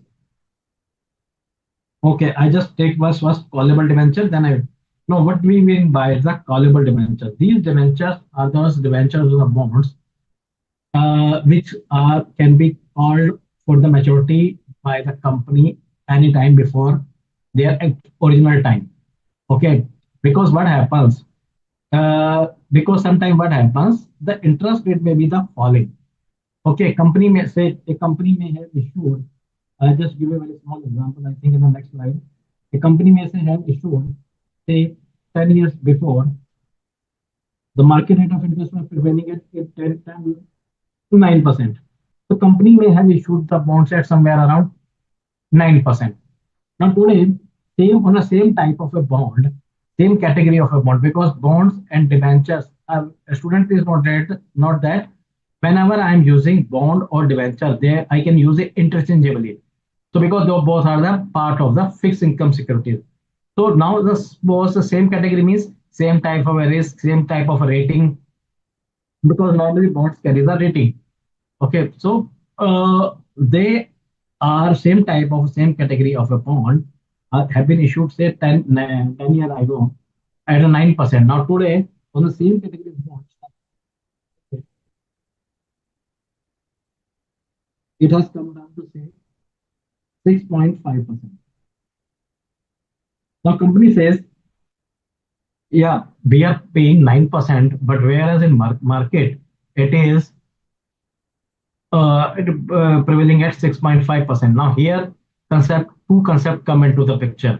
Now its value will be the at a premium in the market from the investor point of view. Say any investor wants to invest the money in the same debenture, he will not get the same debenture at the face value. Rather, he will have to pay the premium because it is trading in the market. Whereas on the other hand, from the company's point of view, they are paying a high amount. Okay, they are paying a 2.5 amount. So in that case, if there may be clause put up in the debenture that we shall take maturity. So today, what does the company do? The company refund the debenture or the 5 year after before still 5 years are there, and they reissue of the same amount of debenture or the bonds of the same amount at the rate of 6.5%. Of course, they are saving of it 2.5%. So of course, they will have to pay some premium. This is not a free call it because they are something because you are calling before time, so you need to compensate the investor. Of course, there are some dynamics are there, and in a today's session, I have taken two questions. In this, you will see what will this callable premium. Similarly, putable means these can be for the redemption by the this can be put up for redemption by the investor. And generally, investor will put up when the interest rate are rising. Now, I take the reverse case. Say 10 years before, when debentures were issued, the rate of interest was say 6.5%. Now, after say 5 years, the rate of interest has risen to 5%. Now, investor will say, why should I pay? Why should I continue to hold this debenture? Of course, this debenture will be, and what will be the problem? He will have a two type of losses. The loss will be double. First, he is getting the loss on value on the part of the lower interest rate, and on the other part, he will get a loss on the reduced value of the debenture or the bonds, because by investing the same amount, the investor is getting 90 rupees, and where it's 1000 debenture face value, the one investor is getting 90 rupees, but whereas he is getting only 65 rupees. So of course he will have a double loss, price loss as well as interest loss. So due to this double loss, he may be make up his mind and say that I want to get refund of this debenture. So he can put up the debenture to the company, and of course in that case there may be some clause by the company that we will not refund your full amount. So all this is a cover here. Now we have covered okay putable convertible. Now I'm just coming to convertible. Convertible bonds is basically a category of a bond where the investor is given the choice to get converted this debenture into the share. So I have mentioned here 1995. I think it is 1995. The Reliance company has come into with a three triple option convertible debenture (TOCDs). So at that time, it was a very good time, and a lot of investors has made a huge profit because they got it converted into the share and sell the share into the market. So all this has been covered in this discussion. And even we have covered in our lecture, you have gone through, you have, if you have gone through the lecture, you will see we have also covered some numericals as well. Now, next we are coming to their topic for the discussion. So first of all, price of the bond. Price of the bond, it is a basically valuation, and then price yield relationship. And when we talk about the price yield relationship, so basically there are basically two type of thing. Question current yield means what we are getting now, and holding period return means, and there is another concept of YTM, and YTM, Y to call, and all these are concept are basically YTL means if we are holding the debenture till the maturity, then what will be our return? So it is also calculated by IRM method that we have covered in our intermediate level when we used to call KD. From KD we used to compare because prices with us, and from this justified cost of debt we used to calculate, but this was from the company's perspective. Now here YTM will be from the investor perspective, and generally this is YTM before tax also. Okay, because from the company's perspective, KD means cost of debt to them. That's why they take it tax benefit and consider it post tax. But whenever we talk about YTM yield, okay, it is normally before tax, and because here we are considering from the investor point of view, and at this discount rate, they discount the values of the debenture. Similarly, Y to call, that is yield to call, because if the debenture are called earlier, then this is called Y to call. It is again calculated as IRR method. Now, then it is comes the holding period return. Holding period return means because sometimes in holding period return there are two contents of the same. One is interest, another is capital gain. So divided by the purchase price. Generally, this is also used in case of a equity share as well, because if you are holding the share for the 1 year, so of course whatever the price you have paid at the time of acquisition, and whatever the price you get at the time of disposal minus this is called capital gain, plus any dividend you have received, so you can compute the holding period return. Similarly, in case of a fixed income securities, holding period returns are normally calculated on the 1 year basis, because generally interests are paid on annual basis. Okay, so similarly we have taken say 8%, the bond is available at 97.80. Of course, this is 2.20 is your capital gain, 8% your dividend. So overall your interest and gain is 10.20. So overall your gain is 10.43. Now next comes the rating of the bonds and yield. So student, it is very important to note that the rating of the bond is one of the very important concerns. Why? Because rating generally are given by there are say 3 to 4 companies out there that will make Moody, Fitch, Crystal, ICRA. So generally they give the rating to the company bonds. Let's say for the triple A. There's a maximum rating generally are triple A, then A, A, B plus. There are some categories are there. Even sometimes plus A is also there. So it is highly secured safety type of a thing. So it indicates. Similarly, category of B, they can say it is a very highly risky. So according to the good rating, the interest is also depends on the rating. If the good rating is there, so company will pay lesser interest. Whereas on the low rating, the interest will be on a higher side. That's why you will see the company that is not having credit rating, when they ever come out with any debenture, etc., they normally offers a good rate to attract the investor. But please always remember, of course, the rate of interest are they are higher, but they also carry the risk. Generally what happens, the interest this how we link the debenture or bond with the rating of the bond with the interest rate. Generally basis points are as per credit rating. For example, if the company have a lower credit rating, then 5 basis point may be added, and if the company has a higher credit rating, then only 5.5% will be added. So here 500 basis point have been added, here only 50 basis point have been added. So all these determine our what interest will be carry this bond. Now there is a concept of term structure. Term structure, of course, is not that popular that in India, but in USA this is very popular because here even the small retail investor take interest in this. What is term structure? Term structure is basically a kind of a interest rate structure or spot rate curve, which government comes out treasury generally declare. So it declare there are we have covered the shapes. Normally it says for a higher period, it is there is always a general rule that for higher period for more longer the period, higher will be the rate of interest.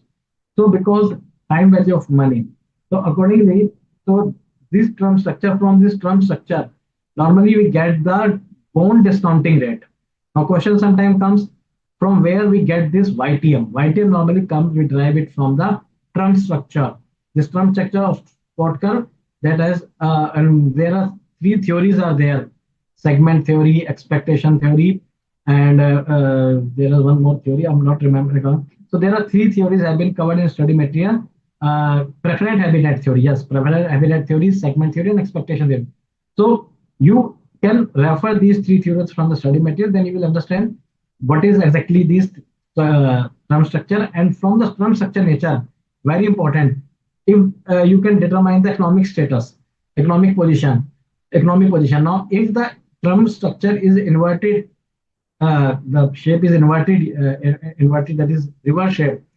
There upwards, there the term structure can be upward rising, downward, okay, or there can be a flat. So if it is downward, that means invert yield curve generally indicates the recession kind of a thing, because here the investor don't have the faith in the for the long term. They want to say that if we want to grab the whatever the interest we are getting, we will just will get the same.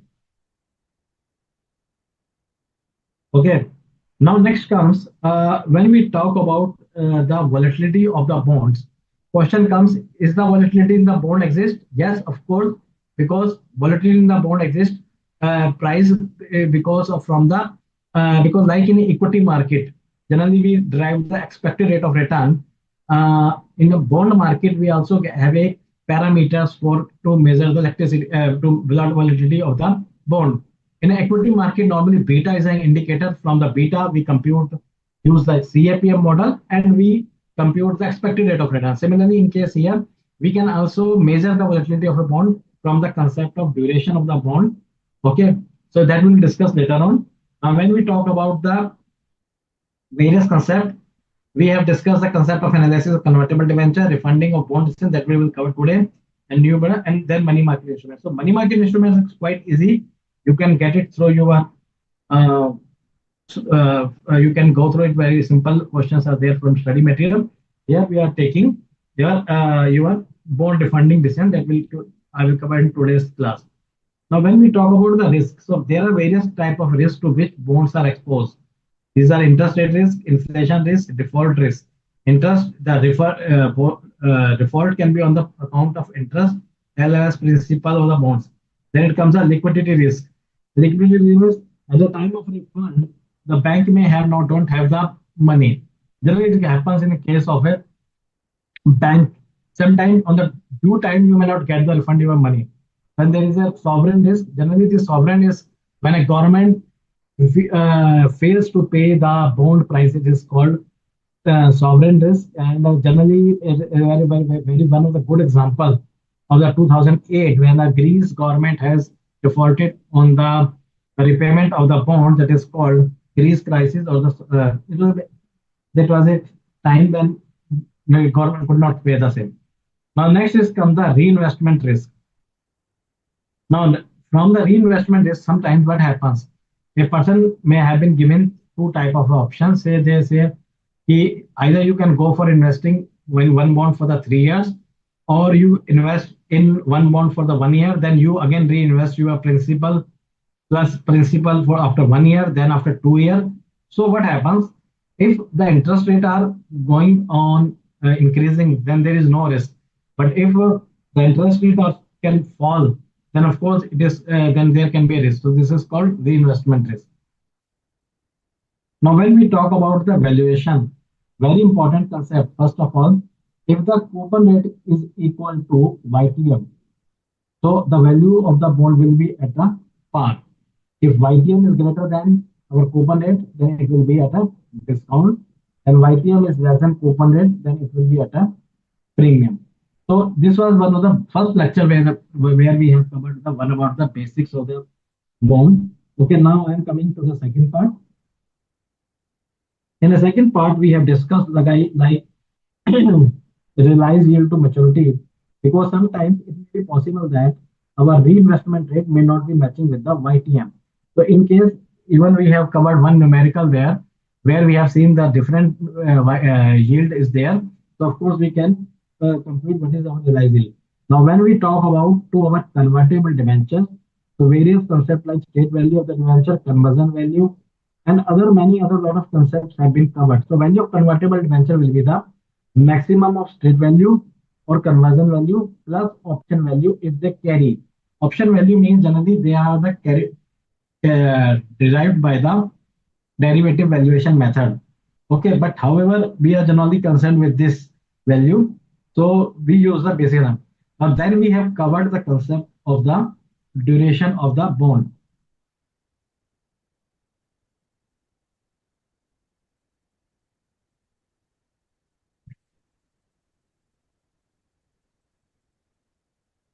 Then we have covered the concept of the duration of the bond. Duration of the bonds is basically the time within which the companies or the investor in the bond get back their money. Generally, we will see what are the features of the duration. Generally, in a coupon bond, it is always lesser than their original period. In a zero coupon bond, this is always equal to the same period of measure. Now here, when we talk about the duration, see student, it means that see, it is the price of the bond or it is a yield. So it indicates that as the YTM increases, the prices of the bond goes down. As we have seen, if the YTM is greater than our coupon rate, it will be discounted price. So all the relation from this, we compute the duration. Now when we talk about duration, from this duration, we can compute how much there will be the form. Okay, so there is another concept like black investor, maturity based zero coupon bond. You just note down this very important point. Okay. So how we compute this volatility? We use the Macaulay duration concept. From this, we compute, and there are three approaches we have covered. So I'm just taking you this diagram. In this diagram, we can see if we can compute this volatility.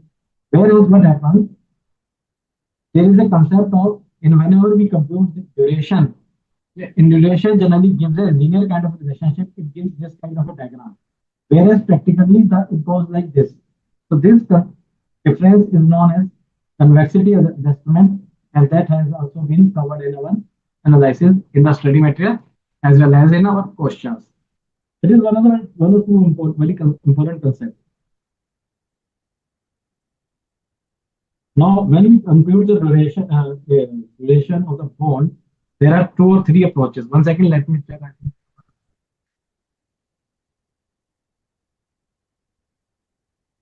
Okay.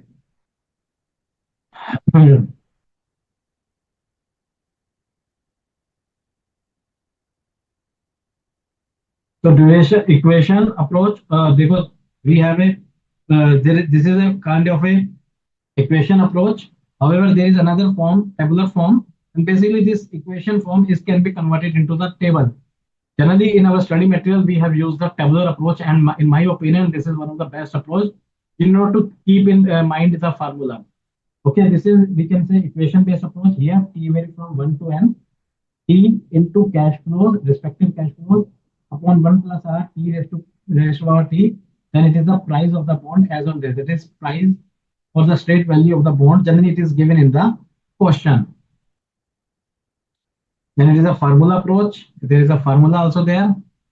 Okay, then it is, what are the properties of the duration? These are the property. Duration of a coupon bond will always be less than your maturity value. Then there is an inverse relationship between coupon and duration.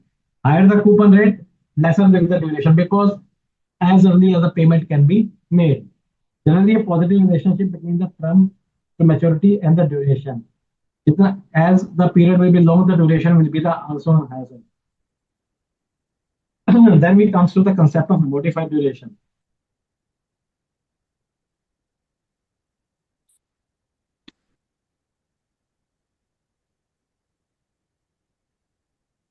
In a modified duration, we cover this is the sensitivity or the volatility of a bond in the price and the value consequently of a change in the YTM. And how we compute this modified? This is basically the duration that we have computed 1 upon y. Y means YTM. So this is a very simple formula. I don't think it will pose any problem to you.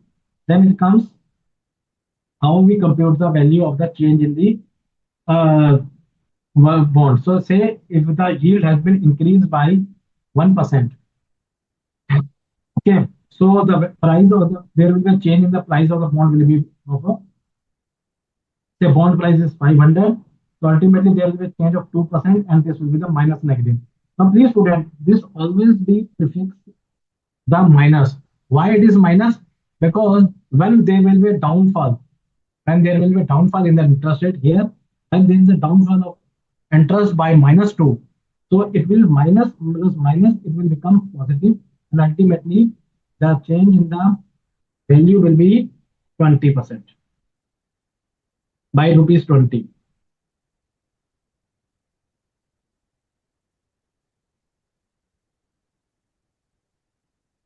Okay, student.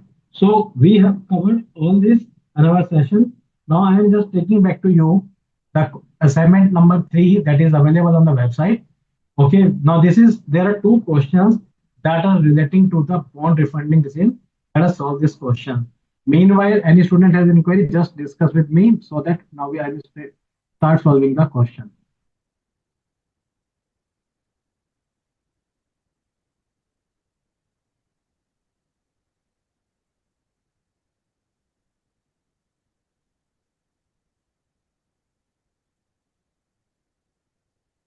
Okay.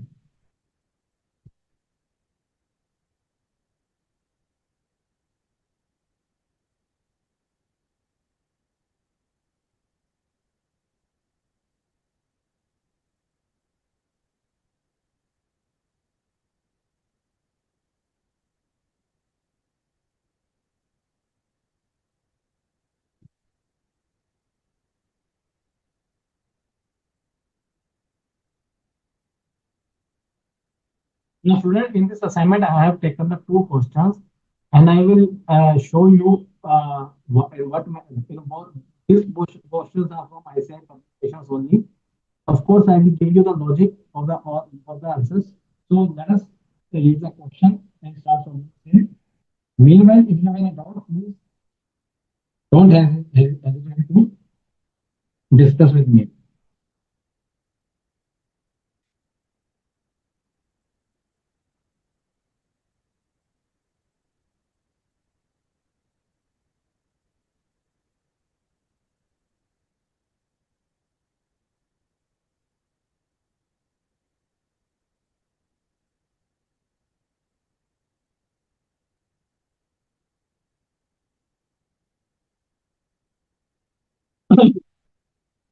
In this case, ABC Limited has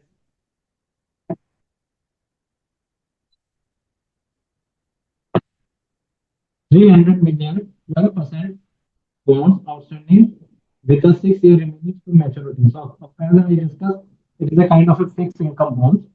Since the interest rates are falling, ABC Limited is contemplating of refunding these bonds with 300 million issue of 6-year bond carrying a coupon rate of 10%. So, of course, here you can see, though they have been issued the debenture at bonds at 10%, but now the same bond can be refunded, can be reissued at a 10%. So they are planning so.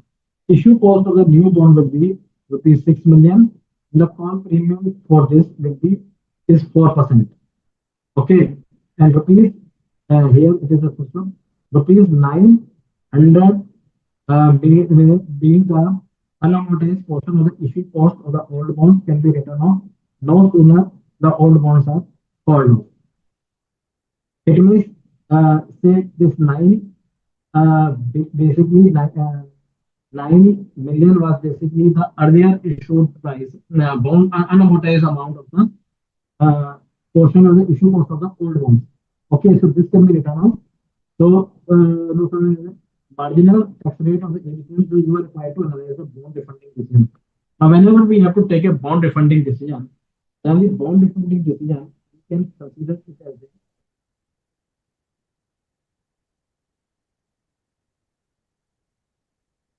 equivalent to capital budgeting decision.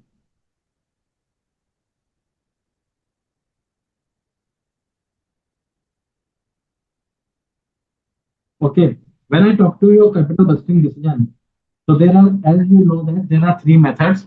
One is your NPV method, another is your profitability index method, another is your IRR method. But here, only one method is used, and that is called NPV method. So we will, and always you, if you recall that in your intermediate level, whenever we talk about the capital budgeting, it is always said that we should use the capital budgeting method because by NPV method we choose because from this we normally maximize the wealth of the shareholders. Now when we talk about NPV,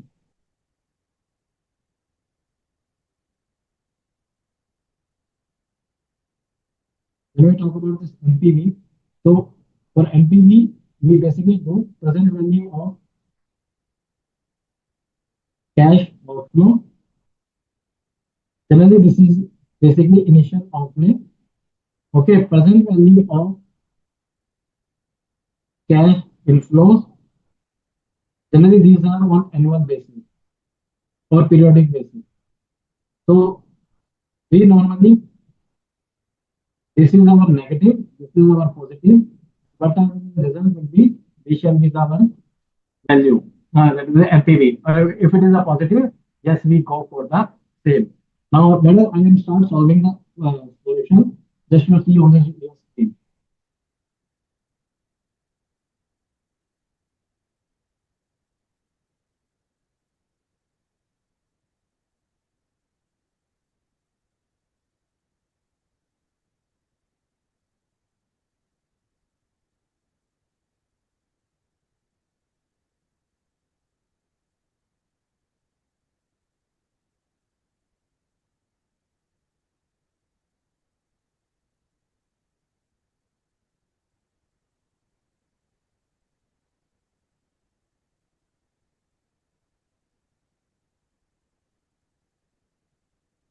First, we shall calculate initial outlay. Okay, student. Now, what will be our initial outlay?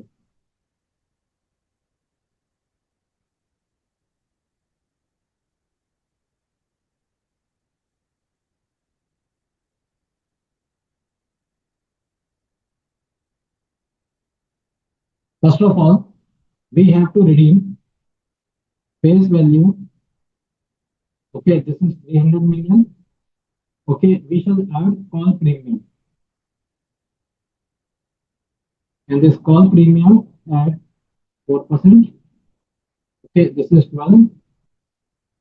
So this much amount we have to pay. Okay, no problem. Next week comes gross proceeds of new issue.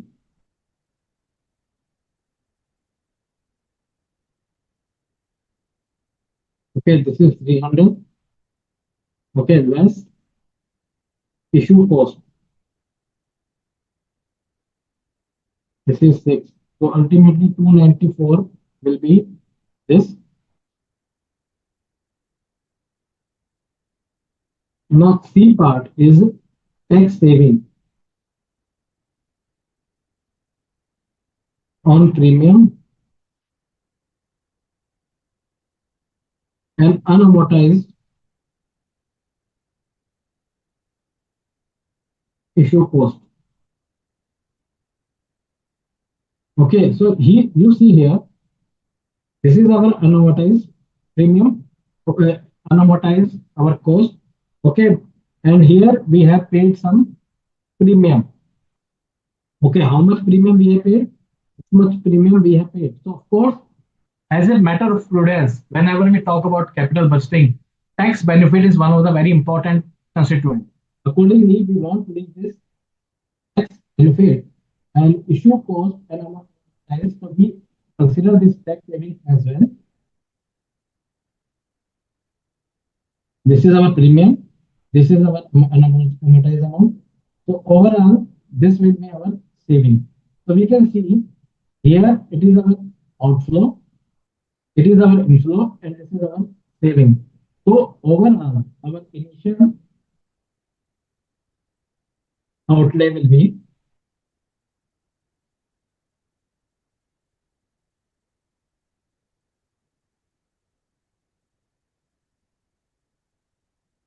minus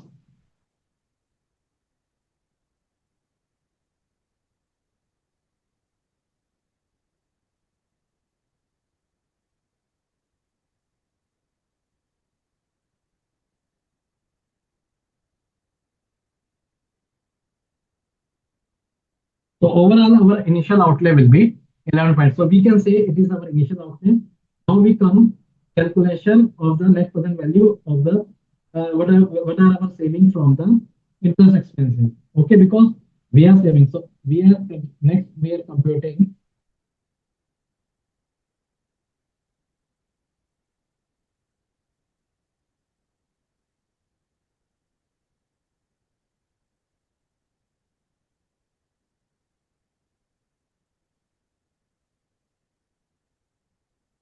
so we can say PV of saving in the cost on annual basis. Okay, see here.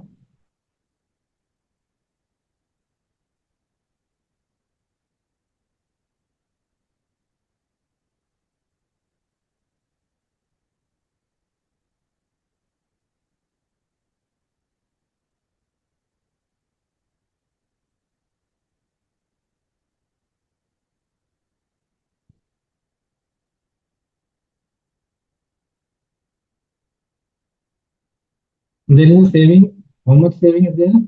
300 million is there. So accordingly, earlier we were using paying the 12%. Now here we shall pay at 10%. So there will be a saving, and the saving will be total. It will be 6 million. Okay. Now here I need your very attention. Student, please note here. Whatever I am writing, I am explaining. Please here you should be very clear, because normally students commit mistakes in this point only, in this portion only.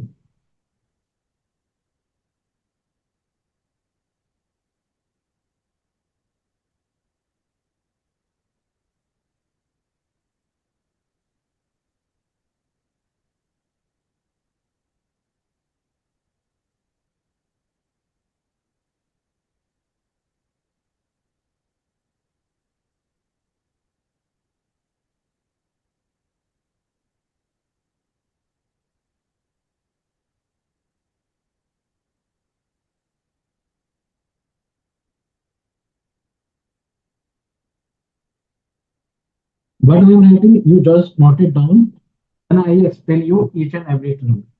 Now, student, please note.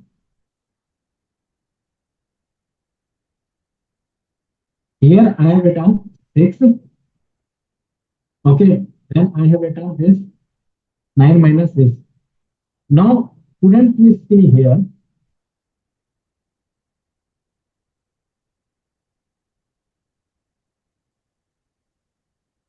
Although there will be my saving of 6, but it is kind of an opportunity loss to me as well. Here, this 6 is basically the saving. Okay, earlier I was getting, say, I was paying 12%. Okay, I was paying 12%. So, of course, I was getting the tax benefit on the 12. Okay, now here I am paying 10%.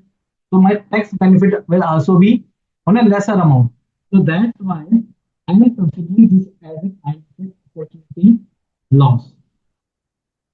So, first, this part is whatever the tax I am losing, excess tax I am losing on this part. Of course, I will show you one by way of another alternative presentation also. You note down this presentation, both presentation you note it down, but that will help you. Okay.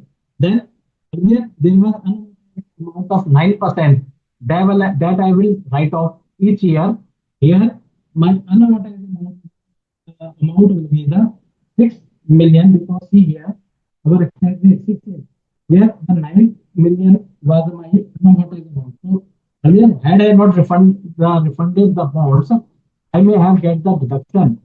I may have the get the deduction on this 9 million. Okay, but now here I will get the issue deduction on this new bond, that is 6 million. So accordingly, I will get lesser amount for writing off. So all this, what I am losing ultimately something bad tax benefit. So this is a loss of tax saving. Okay, loss of tax saving. So that's why I have deducted here. Okay, so ultimately my net saving for the annual is 4.005. Okay, the present value annuity factor at the rate of 7% for the 6th year has been given to us. Okay, that has been given to us. Okay, no problem. It has not been given to us. We can calculate it our own. Okay, somewhere it is.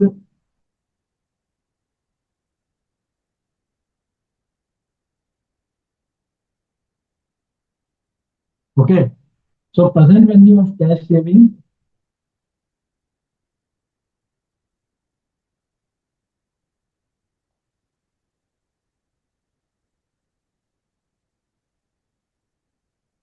We multiply this amount.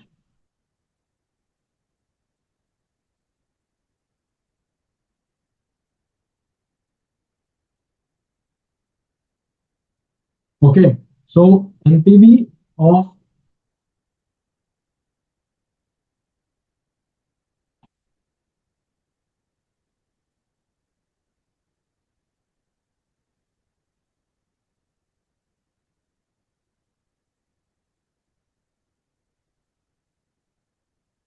NPV of the bond refunding decision is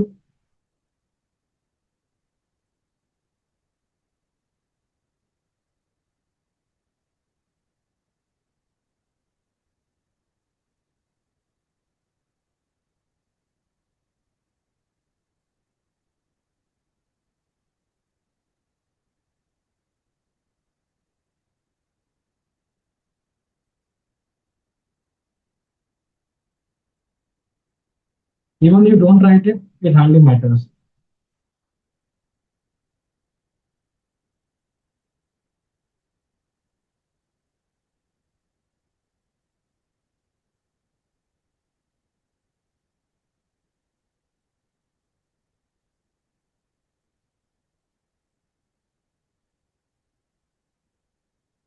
Okay, so NPV of bond refunding decision, it is a positive. So this year, yes, we should refund the.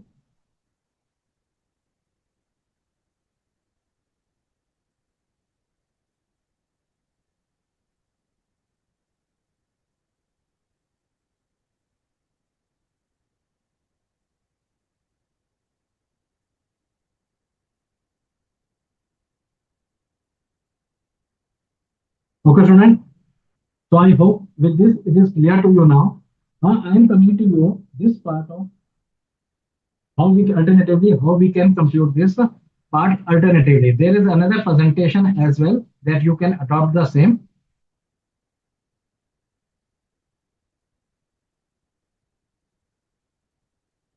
To compute this part, alternative presentation for this part, I am just showing to you.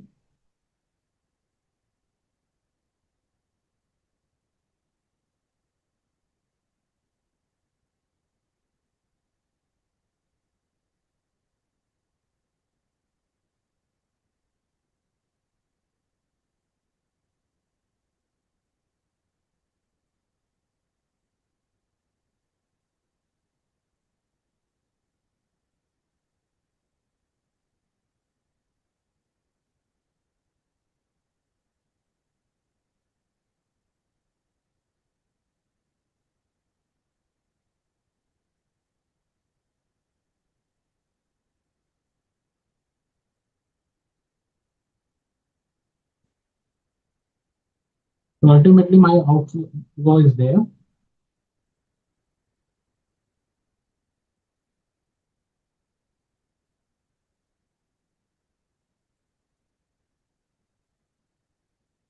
Unamortized.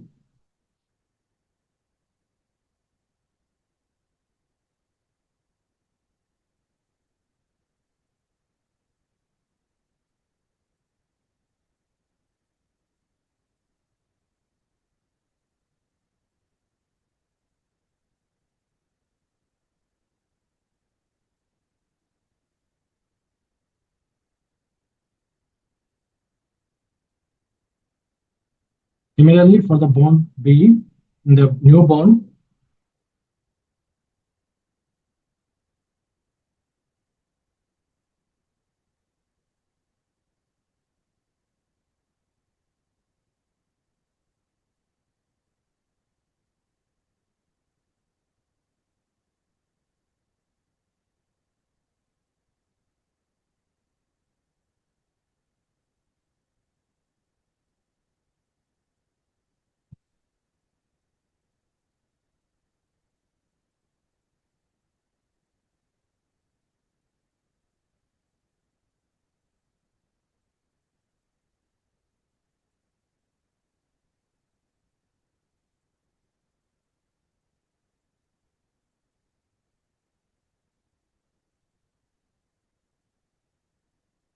so accordingly, our saving will be A minus B. Okay, that will be our 4.05.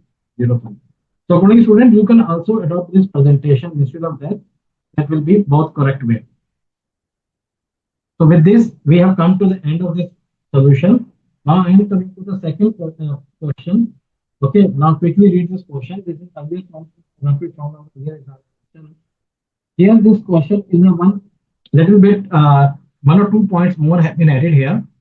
Okay, then you just quickly go through the question, then I start solving the set.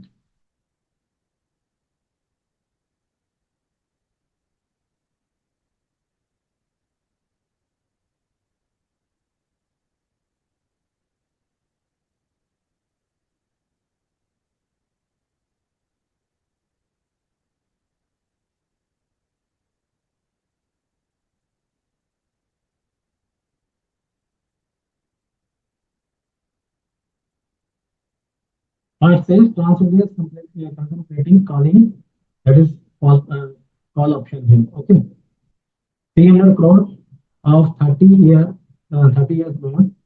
Okay, rupees 1,000 bond issued 5 year ago with open interest of 14%. Sorry, the bond have a value of 1140 and initially collected rupees 2.9 due to discount for 30 and due to discount for 30.2 per bond. Okay. Now the initial because here we have received as a bond, so discounted bond. Now initial floating cost was 3,60,000. Company wants to sell 312% bond for the remaining 25-year bond to raise funds for the retiring bond. It is uh, proposes to sell new bonds as per 1,000. As the estimated flotation cost is 4 crore, the company paying 40% tax and its after tax cost is 8%. So you can say it is a kind of a YTM. Okay, as a new bond must first hold their proceeds, then they retire old bond. The company extends 2 months will be the overlapping period. So this is one of the additional point which during the interest must be paid on the both old and as well as yes. So what is the feasibility of, so here in the question everything is same except that here the there will be some overlapping period. Okay, so quickly I'm just showing you. First of all, we are preparing our working notes.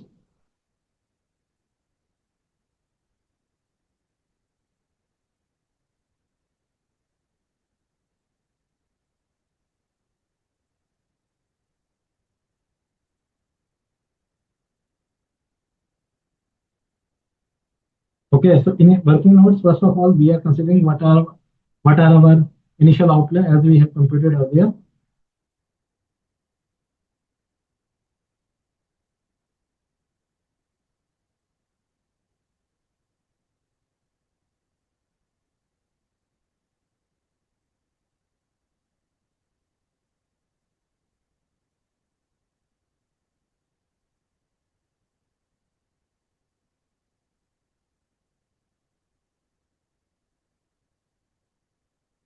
So this much premium, call premium we have to pay.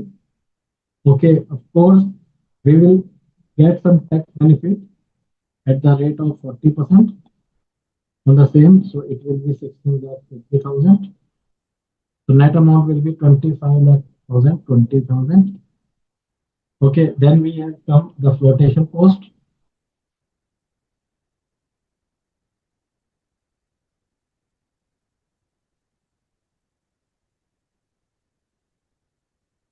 Okay, then we have a very important overlap interesting in overlap interest amount.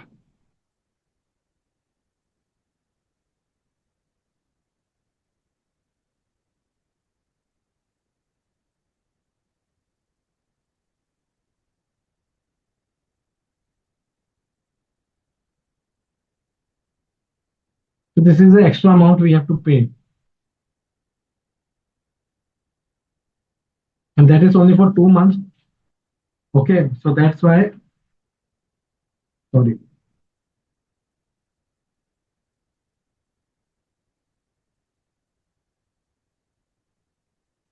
Less we take the tax benefit, 40%.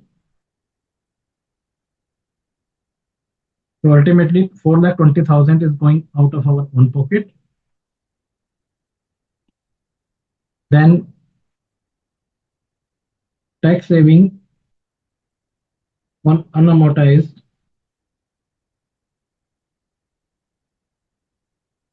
discount.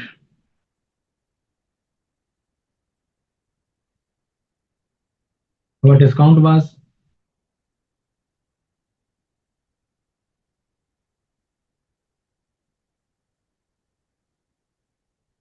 okay. So ultimately the amount coming, this is a tax benefit. So this was a discount amount left.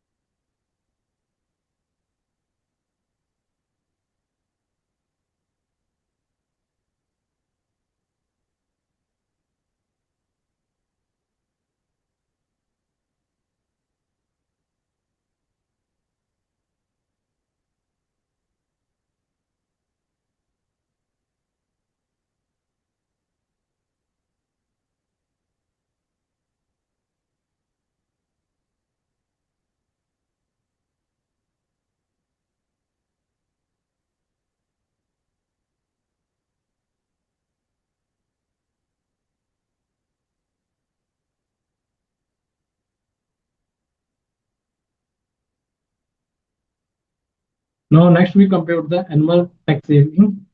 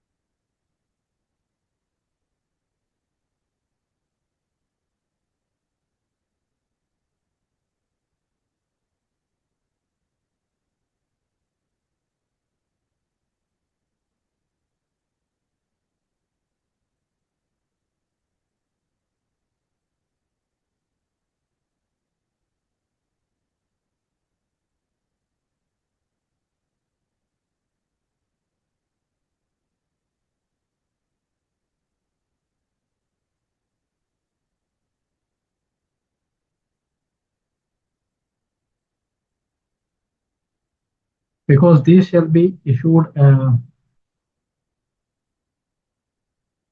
a discount as opportunity cost. This is opportunity cost loss. as we have covered here there earlier. Similarly, tax saving from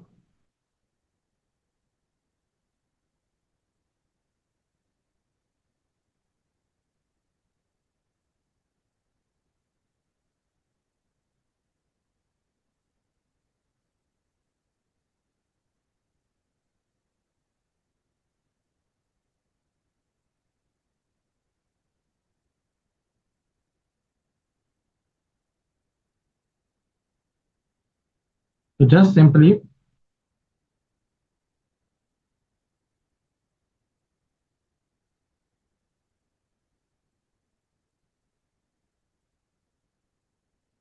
okay. Now we have considered here old bonds.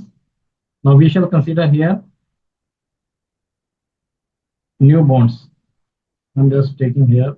Okay, just I am taking here new bonds. What are our outflows?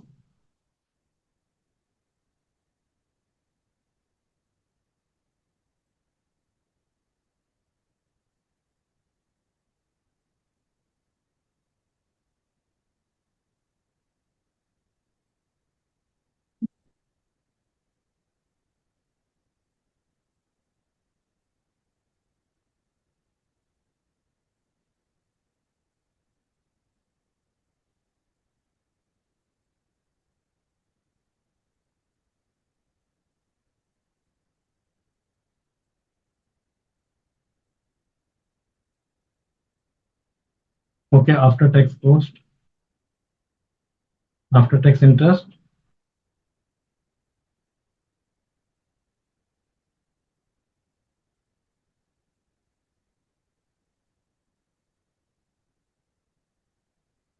No, it is a new cost.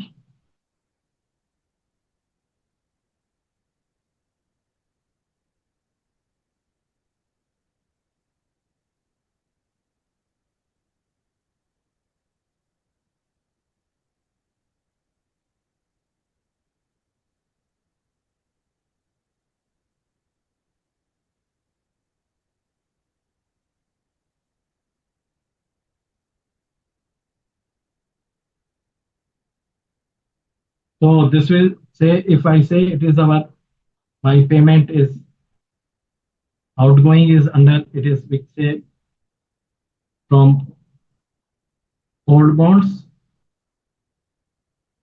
If I term it as A,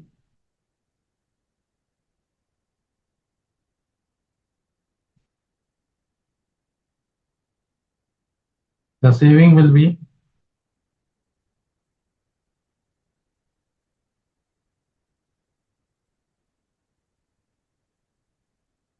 A minus B. Accordingly, my saving will be 3,49,600 on annual basis. Okay, student. Now we have computed both everything we have before us. We are here. We have computed our initial outlay. Okay, we have computed our here tax saving overall our tax saving.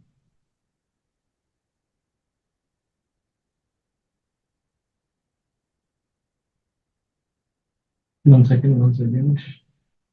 Here I say this is we have computed.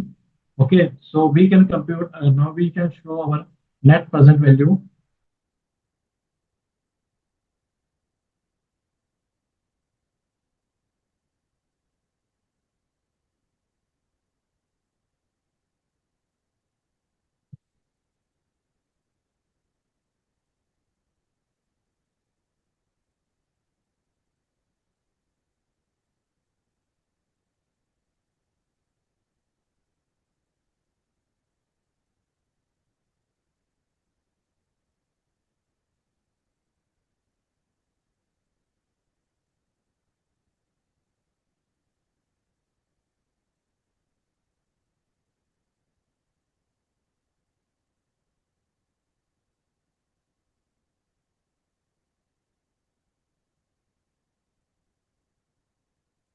Okay, so over here, no, sorry, student, here I forgot PV of annual cash saving. I forgot.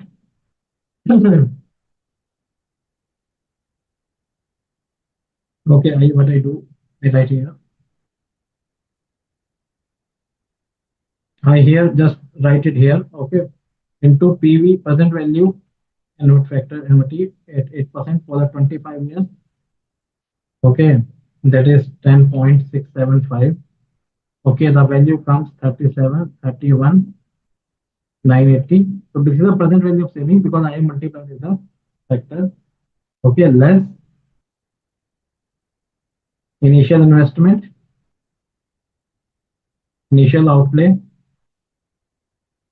Okay, working note number 1. Okay, so 2920. Accordingly, NPV of the refunding decision is 811 988 980. So thus we can say the bond refunding decision, or we can say bond should be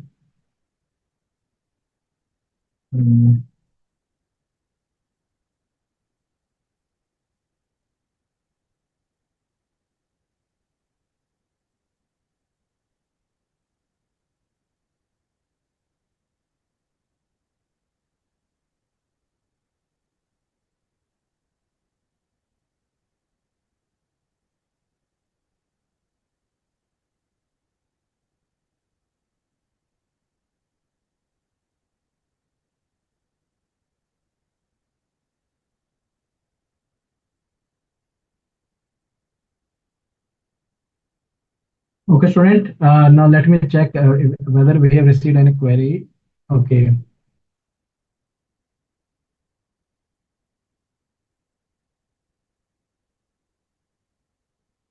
Okay, there is one student is asking, sir, which presentation method?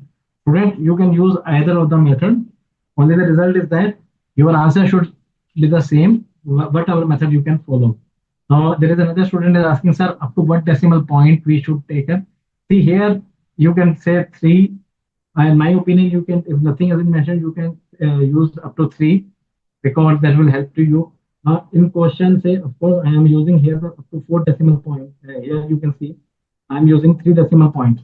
So whenever, if nothing has been mentioned, you can use the present value factor up to 3 decimal points. That will give you the good result. Okay, so this is one of the this is a very common query among the students. Okay, student. With this, we have covered the topic of the valuation. Our topic is valuation. Now, student, if you have any query, we are opening the session for you. Just 1 second. Ashok ji.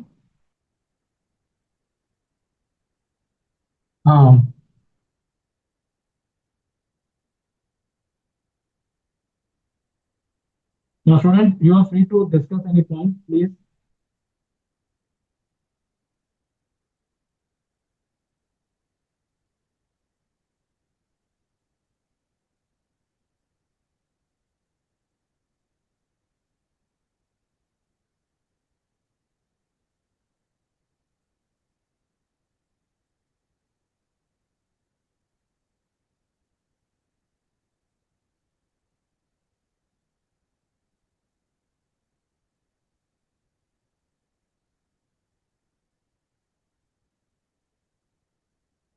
Okay, student. Now I am just coming. I think there is no query. Are there? I am just discussing some MCQs with you. Okay. Sir, Abrakesh, may I ask? Yeah. Please tell me, Abrakesh. Sir, one thing, I mean, junk bond, do they exist in India? Of course, to some extent they exist in India, but normally they are not traded on an exchange, etc.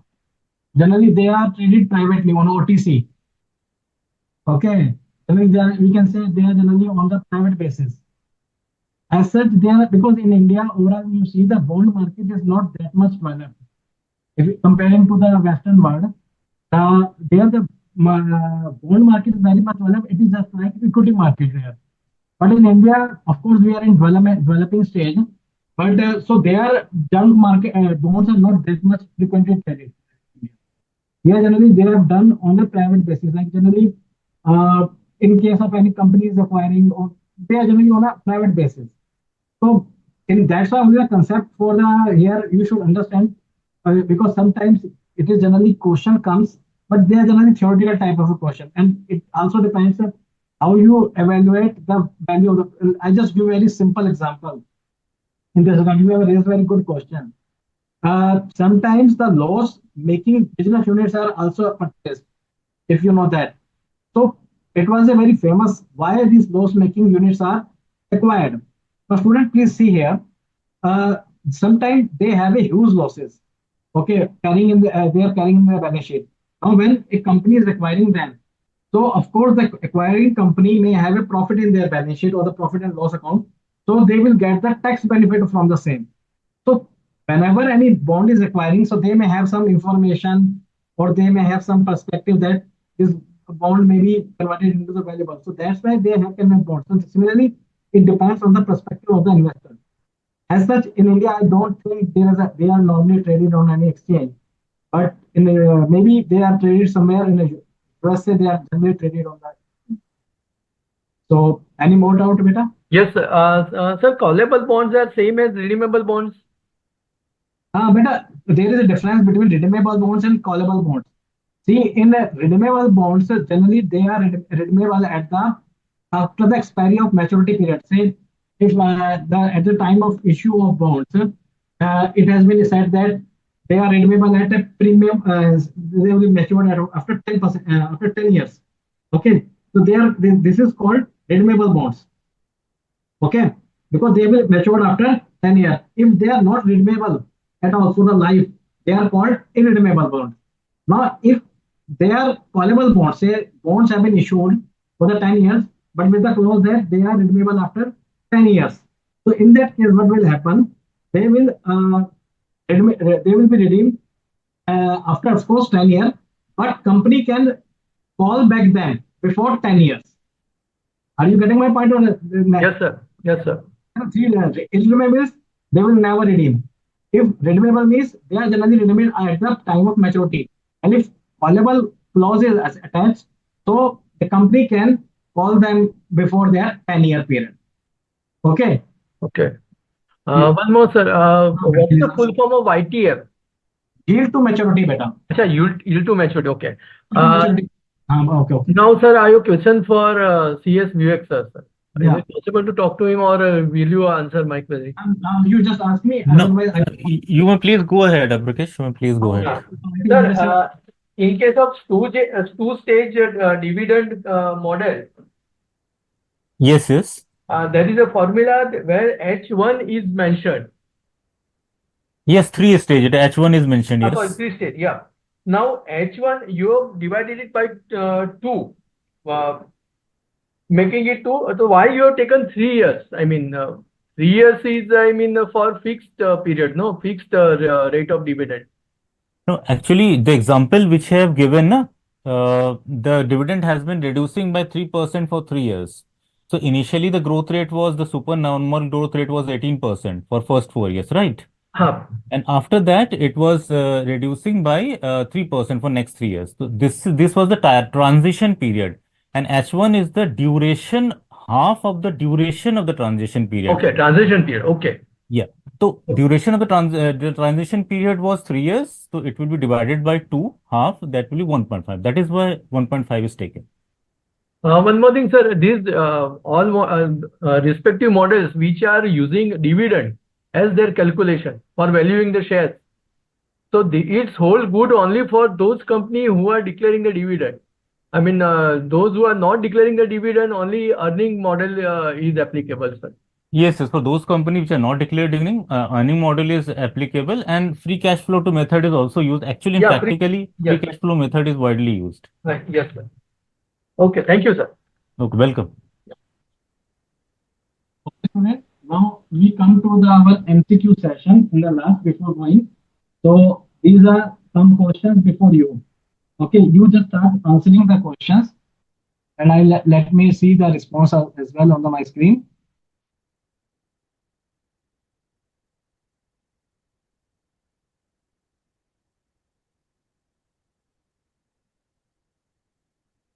Now here it says Mr. Ramesh has purchased equity shares of ABC Limited as they were valued at rupees 30. If the price per share using earning growth model is 32.79, ROE 9%, EPS 2.25, then approximate growth rate shall be. Now there are four options have been given to you. Please just mention. I'm taking 1 minute. Okay, if you say 1 to 1.5 minutes, you just give me the result. You just mark your answer, whatever be your answer. I will not say just I will speak out on the correct answer. Just try it.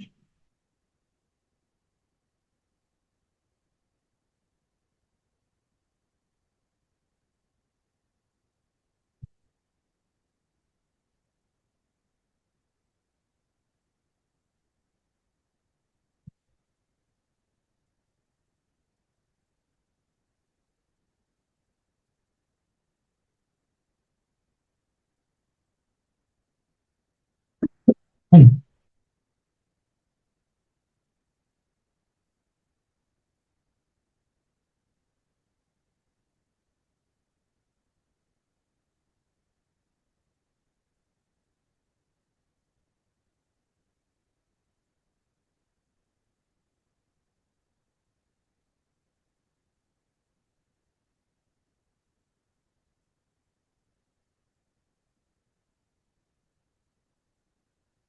Yes, I'm receiving one or two answer.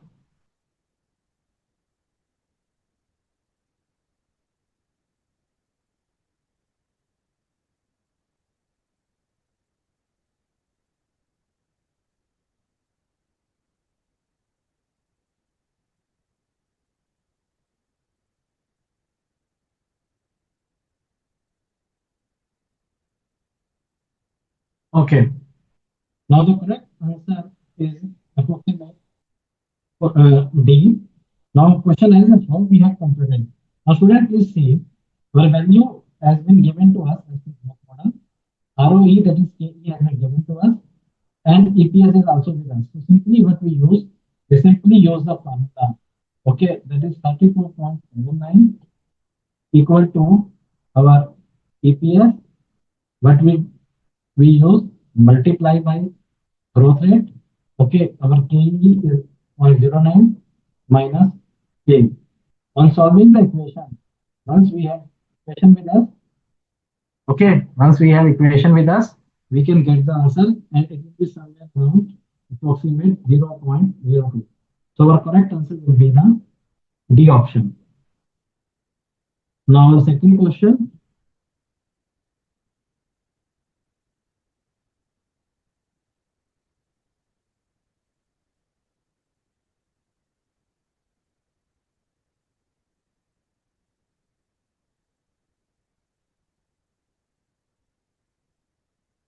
From the following information is related to estimated for the year ending 26 March 2022. Free cash flow has been given to us. Okay, debt repayment has been given to us. Preference share issued, including flotation points during the year is this. Interest expenses year is. So net expenses just we have to calculate the free cash flow to the equity. We have been given provided here. Free cash flow to the firm. Please note here. There's a lot of difference here for the same period shall be.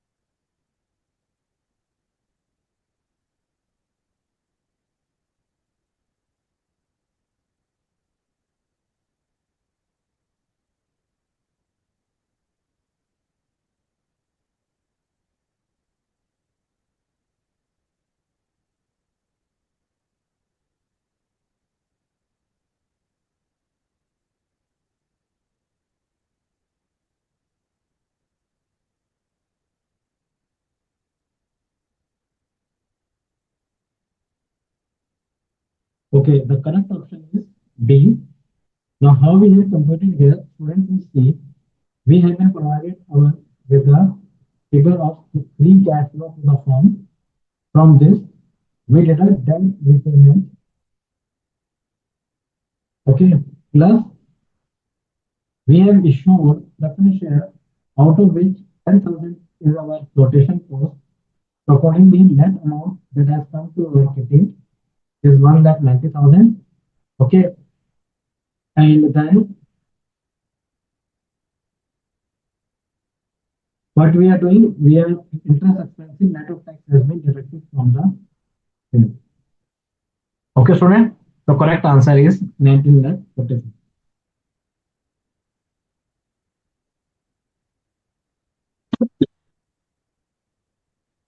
Now next question is XYZ Limited just paid a dividend of rupees 4 per share, which is expected to grow at 10% for the next 2 years, and thereafter they have a stay of 5 years for the indefinite period. If required rate of return for the same share is 15%, justify the previous share will be approximately. Okay, here I will wait for the 2 minutes. It may involve some more calculations.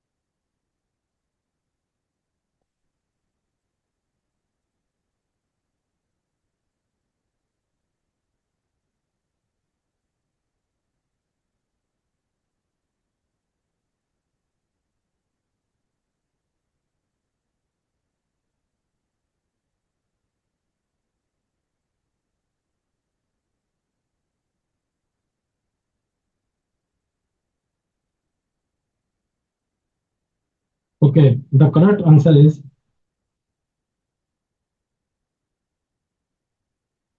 approximately 45 point this.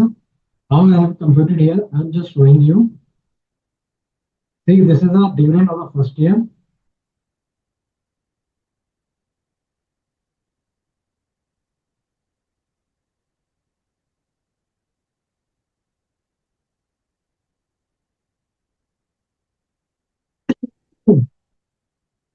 After that, the growth will be stabilized at 5%.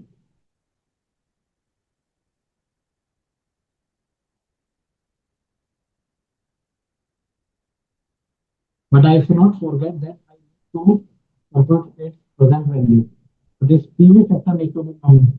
So approximate this value will be somewhere around 45.92. You may get some value, some say 45.68, 40.58.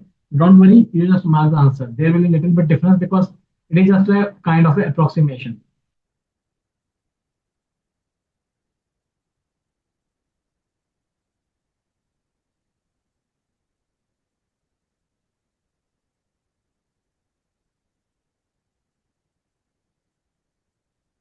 Now this is the following data gathered from the treasury securities. Okay, now if I invest in this, the spot rate is this. It is a this rate. This is the rate. So we see that the rates are falling down. Okay, no problem.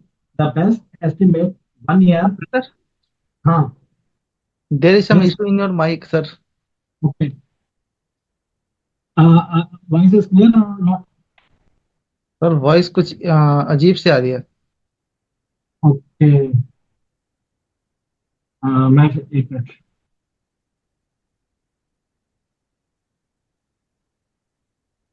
अभी clear है क्या? No sir. फिर मैं इस पे हटा दूं कैमरे, इस पे सिस्टम से मैं दूसरे माइक पे आ जाता हूँ. अब देखना. ओके, एक मिनट. अब देखना, आवाज क्लियर है? सर एक बार दोबारा बोलिए. Voice clear?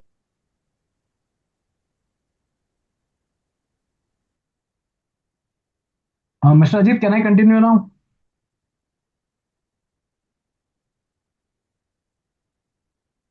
Okay okay okay I will keep my अब अभी कर देता हूँ मैं, ठीक है।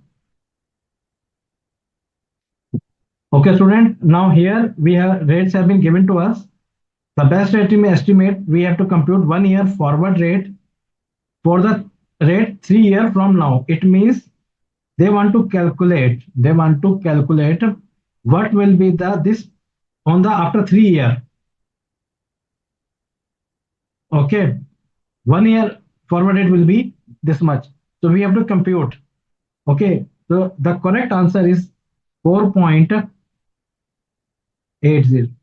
Okay, now I am showing how we have computed the same. Student, very simple, very simple formula.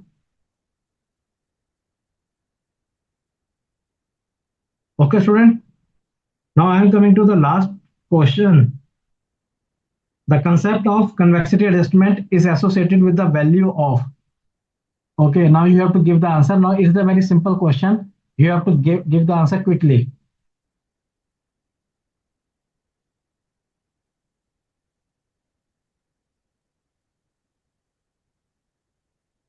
Okay, yes, I received 1 or 2 answer.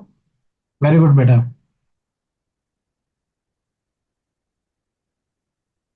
Okay, the answer is bond. Okay, student, with this, we are coming to the end of this session.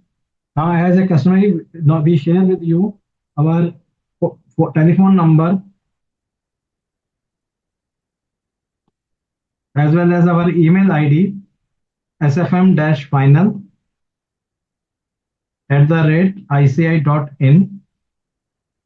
Or you can send your queries on viewers mobile app also.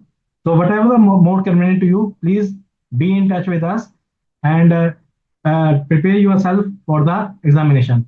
And student, I thank you, Vivek sir, for their spending their precious time and landing the student on this topic. And I also thanks the student for the patient listening. So with this, we come to this session on the topic of the securitization. In the next class, we shall come out continue our discussion on the topic of portfolio management. So student, you are portfolio management as well as securitization. So my request to you, please you go through these lectures of the both topics, and the Divas sir will shall take up the session and will revise whatever we have covered in the this session. Okay, student. Then for the day I'm leaving, and you have a nice day for this today. Okay, student. So, and one more important announcement, as we have made it in the beginning, on the schedule, whatever we with the announcement, that should be basically for the live classes that will be held, because we have already recorded, uploaded all the recorded lectures. Okay, student. Thanks a lot and have a nice day. Okay, thank you.